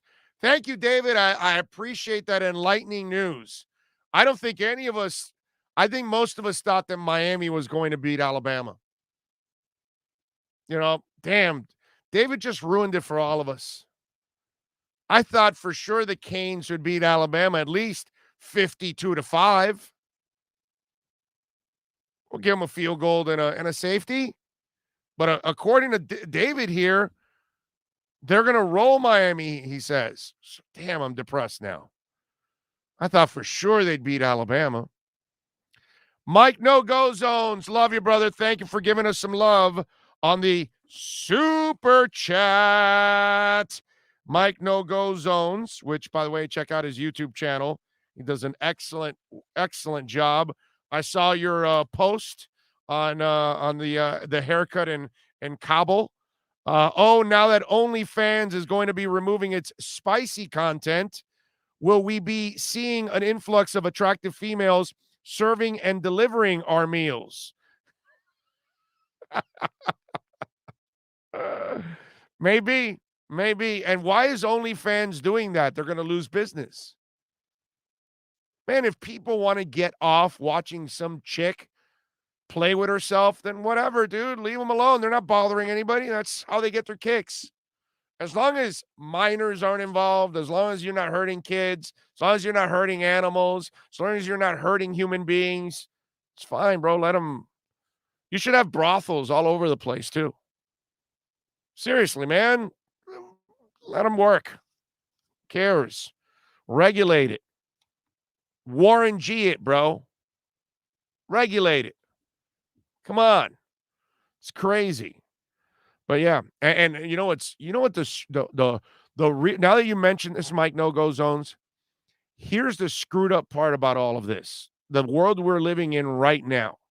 Tell me how many of your favorite restaurants now are no longer open to the normal time that they used to be open. Still to this day. All over the place. There are tons of places that no longer open as late as they used to, or as early as they used to because they can't find the employees. Because our government has been so dumb giving away money like it's are we sure that we didn't vote in Oprah? You get some money and you get some money and you get some money and you get some money. We got a whole bunch of people all over America not working a damn thing because they're getting all the money from the government. I mean, there's some lazy ass shit going on in this country. Seriously. Because I listen, I'm old school, man. If I'm not working, I feel useless. But apparently we got a lot of people willing to kick back and relax and just cash in from the government. And that's hurt all of us. There's a store, a restaurant you love to go to, and you can't go at a certain time anymore. Last night, we got a McDonald's that's close to us. They no longer open at night, late at night anymore. They don't open. They used to be 24 hours. Now they're not 24 hours. They don't open till 11 anymore. Now they close at 9. Yesterday they closed at 7. McDonald's closing at 7 p.m. Are you kidding me? 7 p.m.?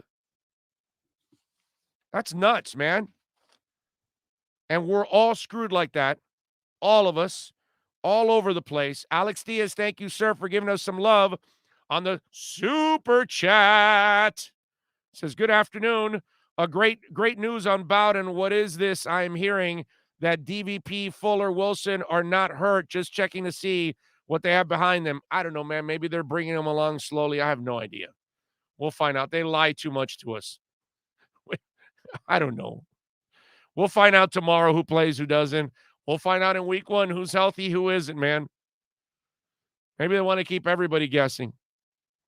Hank Goldberg's left nut says, you know Twitter has hardcore content. You just have to turn off the default filter.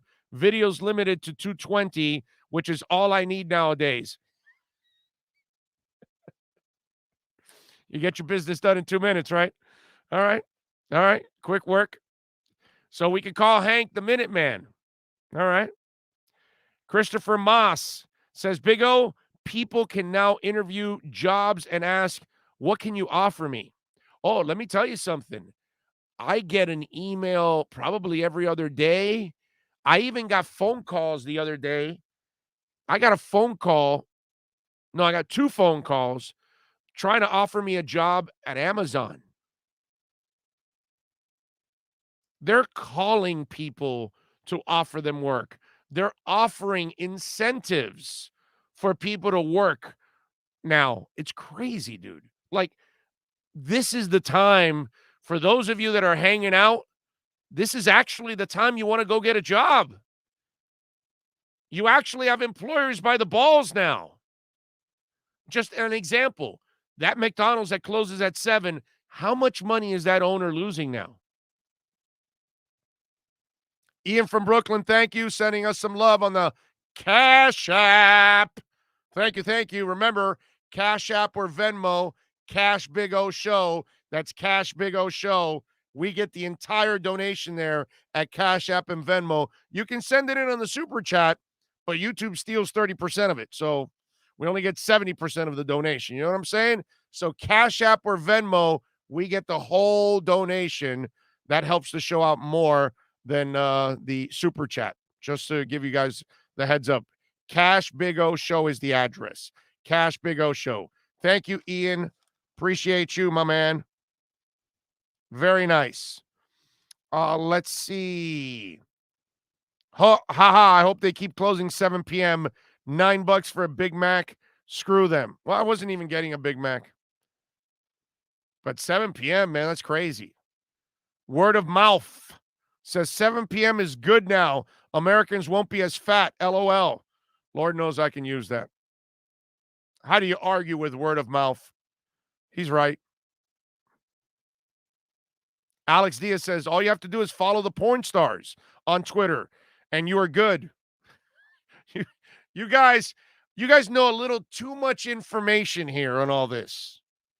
But thank you for it.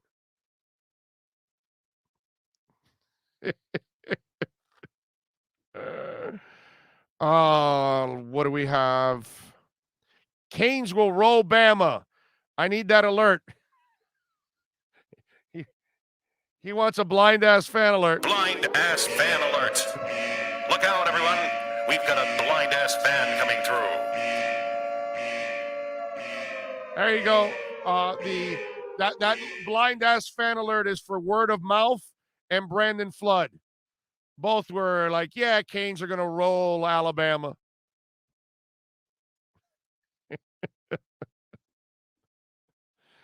Oh, I love you guys out there. You guys are so phenomenal. Appreciate all of you. Reds beat the Marlins 6-1. They'll continue their 4-game set tonight. Hernandez against Gray. Inter Miami, by the way, coming off their 3-2 win on Wednesday. Tomorrow night, 8 o'clock, they're at Drive Pink Stadium. They're taking on Toronto. They've got points in 5 of their last 6 games, 3 wins and 2 ties in 5 of the last 6 games. They have played much better, man, and they are absolutely gritty. So let's see if they can pick up another victory. That would be nice. They pick up a victory, then all of a sudden you start to get closer and closer to getting into that playoff picture, which, you know, I can't say that I expected them to even be in that picture. Not that they've achieved it or gotten it done, because they could still go into a funk right now, but I got to give them a lot of credit for being gritty. The Jets, they lose Carl Lawson, the defensive end, to an Achilles injury. The dude just signed a 3-year, $45 million contract. He was having a great camp, and now they lose him. I mean, listen, I don't care about the Jets, but those are the things you fear in training camp and the preseason, and those are the things I fear for our Dolphins. You never want to see this, that you lose somebody for the season and the season hasn't started. That is absolutely brutal. Pats beat the Eagles last night, 35-0. I know Cam Newton went 8 of 9, 103 yards and a touchdown. Matt Jones, 13 of 19, 146 yards, no touchdowns. The Eagles played nobody. They were playing all their backups and scrubberinis the entire game. They didn't even really face the first-team defense. Meanwhile, New England played their starters into the second period or quarter. Tonight, by the way, we got the Chiefs and the Cards, 8 o'clock, and the Bengals and Washington also at 8 o'clock.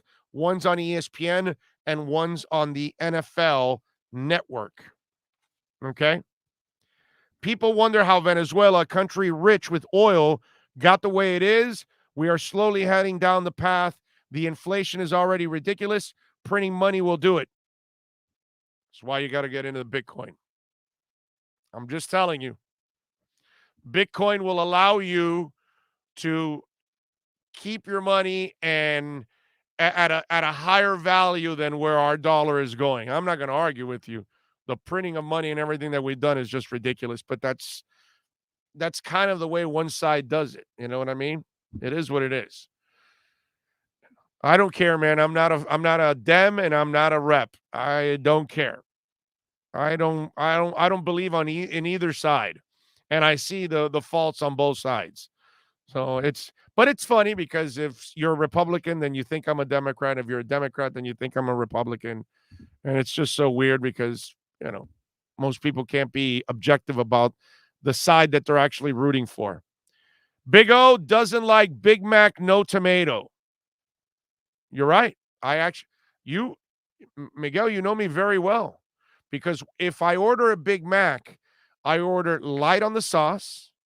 I add tomatoes to it. You're good. You are good. Oh, and no cheese. I dropped the cheese. So there you go. Not dropping the other kind of cheese we're talking about. No. I'm talking about the cheese on the burger. Just want to make sure we're clear on what's going on here. But yeah, I do that also. You are correct, sir. I got to have tomatoes. Any sandwich I ever eat, it has to have tomatoes. If my sandwich doesn't have tomatoes, it's not a sandwich. That's all. Not a sandwich. No. Can't have a sandwich without tomatoes. I gotta have tomatoes. It's probably my favorite ingredient outside of whatever meat you're eating. You know what I'm saying? But I gotta have tomatoes, man. It's more, I'd rather have the tomatoes and not have the lettuce. Gotta have my tomatoes. Diaz says, are you doing any post games this season by the stadium? Alex, have you been listening to the program, bro? Have you been listening? Have you been what? You're on all the time. Omar Lopez, thank you for sending in some love on the Cash App. I appreciate you. I've been telling you guys for weeks now, Alex. We're doing the pre and post game shows at Sports Grill, Miami Lakes, and Bird and 114th, dude. Come on. Pay attention. I say it over and over. I mention it every day a couple of times. Oh, are you sure you're Cuban? I swear you're Italian if I didn't know any better. Love Italian food. Big O, I need the blind-ass fan alert. Tua's going to throw for 5,000 yards and take us to the promised land this year. Blind-ass fan alert. Look out, everyone. We've got a blind-ass fan coming through.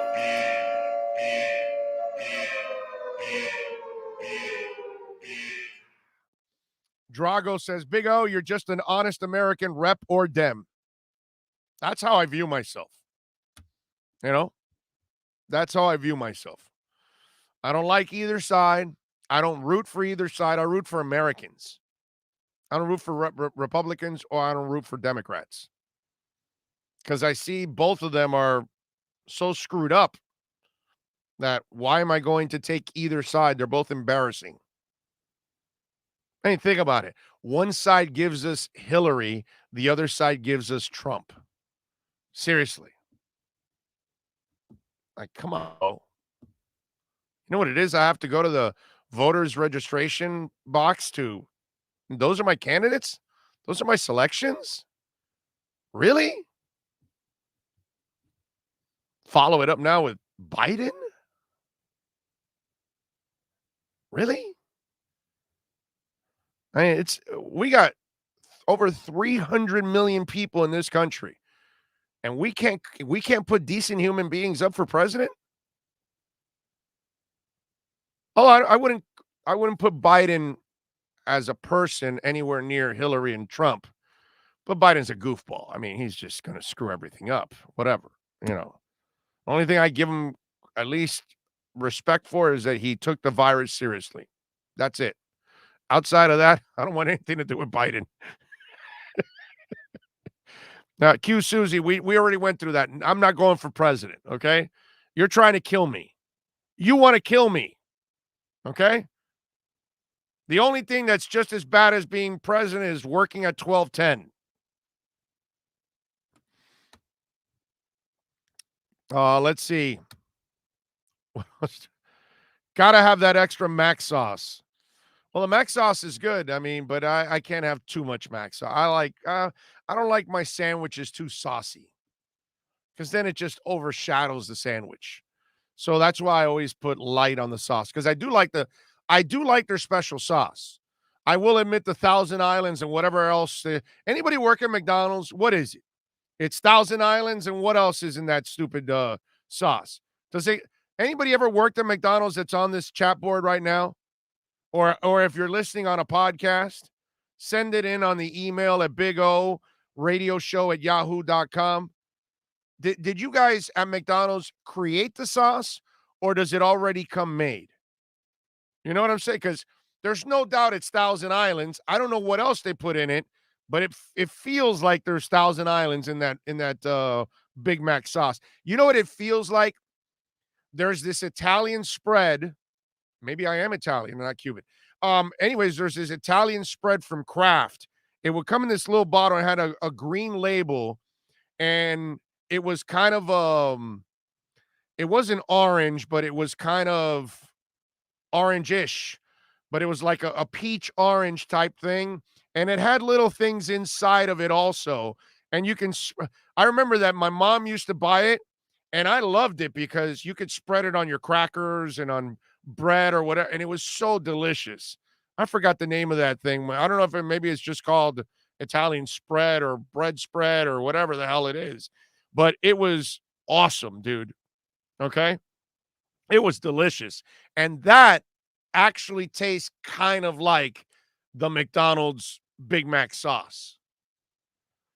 So I don't know what it is, but there's something there that has to be like at least Thousand Islands. Slim Dolphin says the president isn't the only thing you're voting for. Hey man, you can look at it however you want, but it's that's the person we're putting in office. What happened at 1210? Can you give a few details? The place was a disaster. That's all. A clown was in charge. That's all. That's all I can tell you. Almost gave me a heart attack, basically. Jim Gleason says, I did, and they never told us what was in the sauce was already made in the tube. Okay, so it already came. That makes a lot of sense, because if you have to mix it in each individual store, are you going to get it right every time? No. So that makes all the sense in the world that it would come made already from the factory, and then all you got to do is put the spread in there. One guy says, if you want extra Mac sauce, just carry an extra bottle of Thousand Islands. There's no doubt Thousand Islands is in the Mac sauce. It's got something else. I don't know what it is, but it's got something else. Brandon says, yeah, I love the sandwich spread from Kraft. It was called sandwich spread. Good with salami sandwiches. LOL. It's Thousand Islands with extra relish. Okay. Thank you, Big O. I appreciate it. That's what Christopher Moss says. Oh, you're a blind-ass fan alert? Okay. They probably put MSG in it. No MSG, honey. Let's see. They put Madison Square Garden in it. Okay. All right. Interesting. All right, folks. We are going to wrap it up here on the show. We've done 3 hours and 9 minutes today. We are not going 4 hours today. Okay. I appreciate all of you out there, as always, for keeping it locked here, supporting us. Please smash the like button if you're listening on the podcast over the evening, weekends, whatever. We appreciate it. If you're watching here on YouTube, before you leave, please smash the like button. It is very important.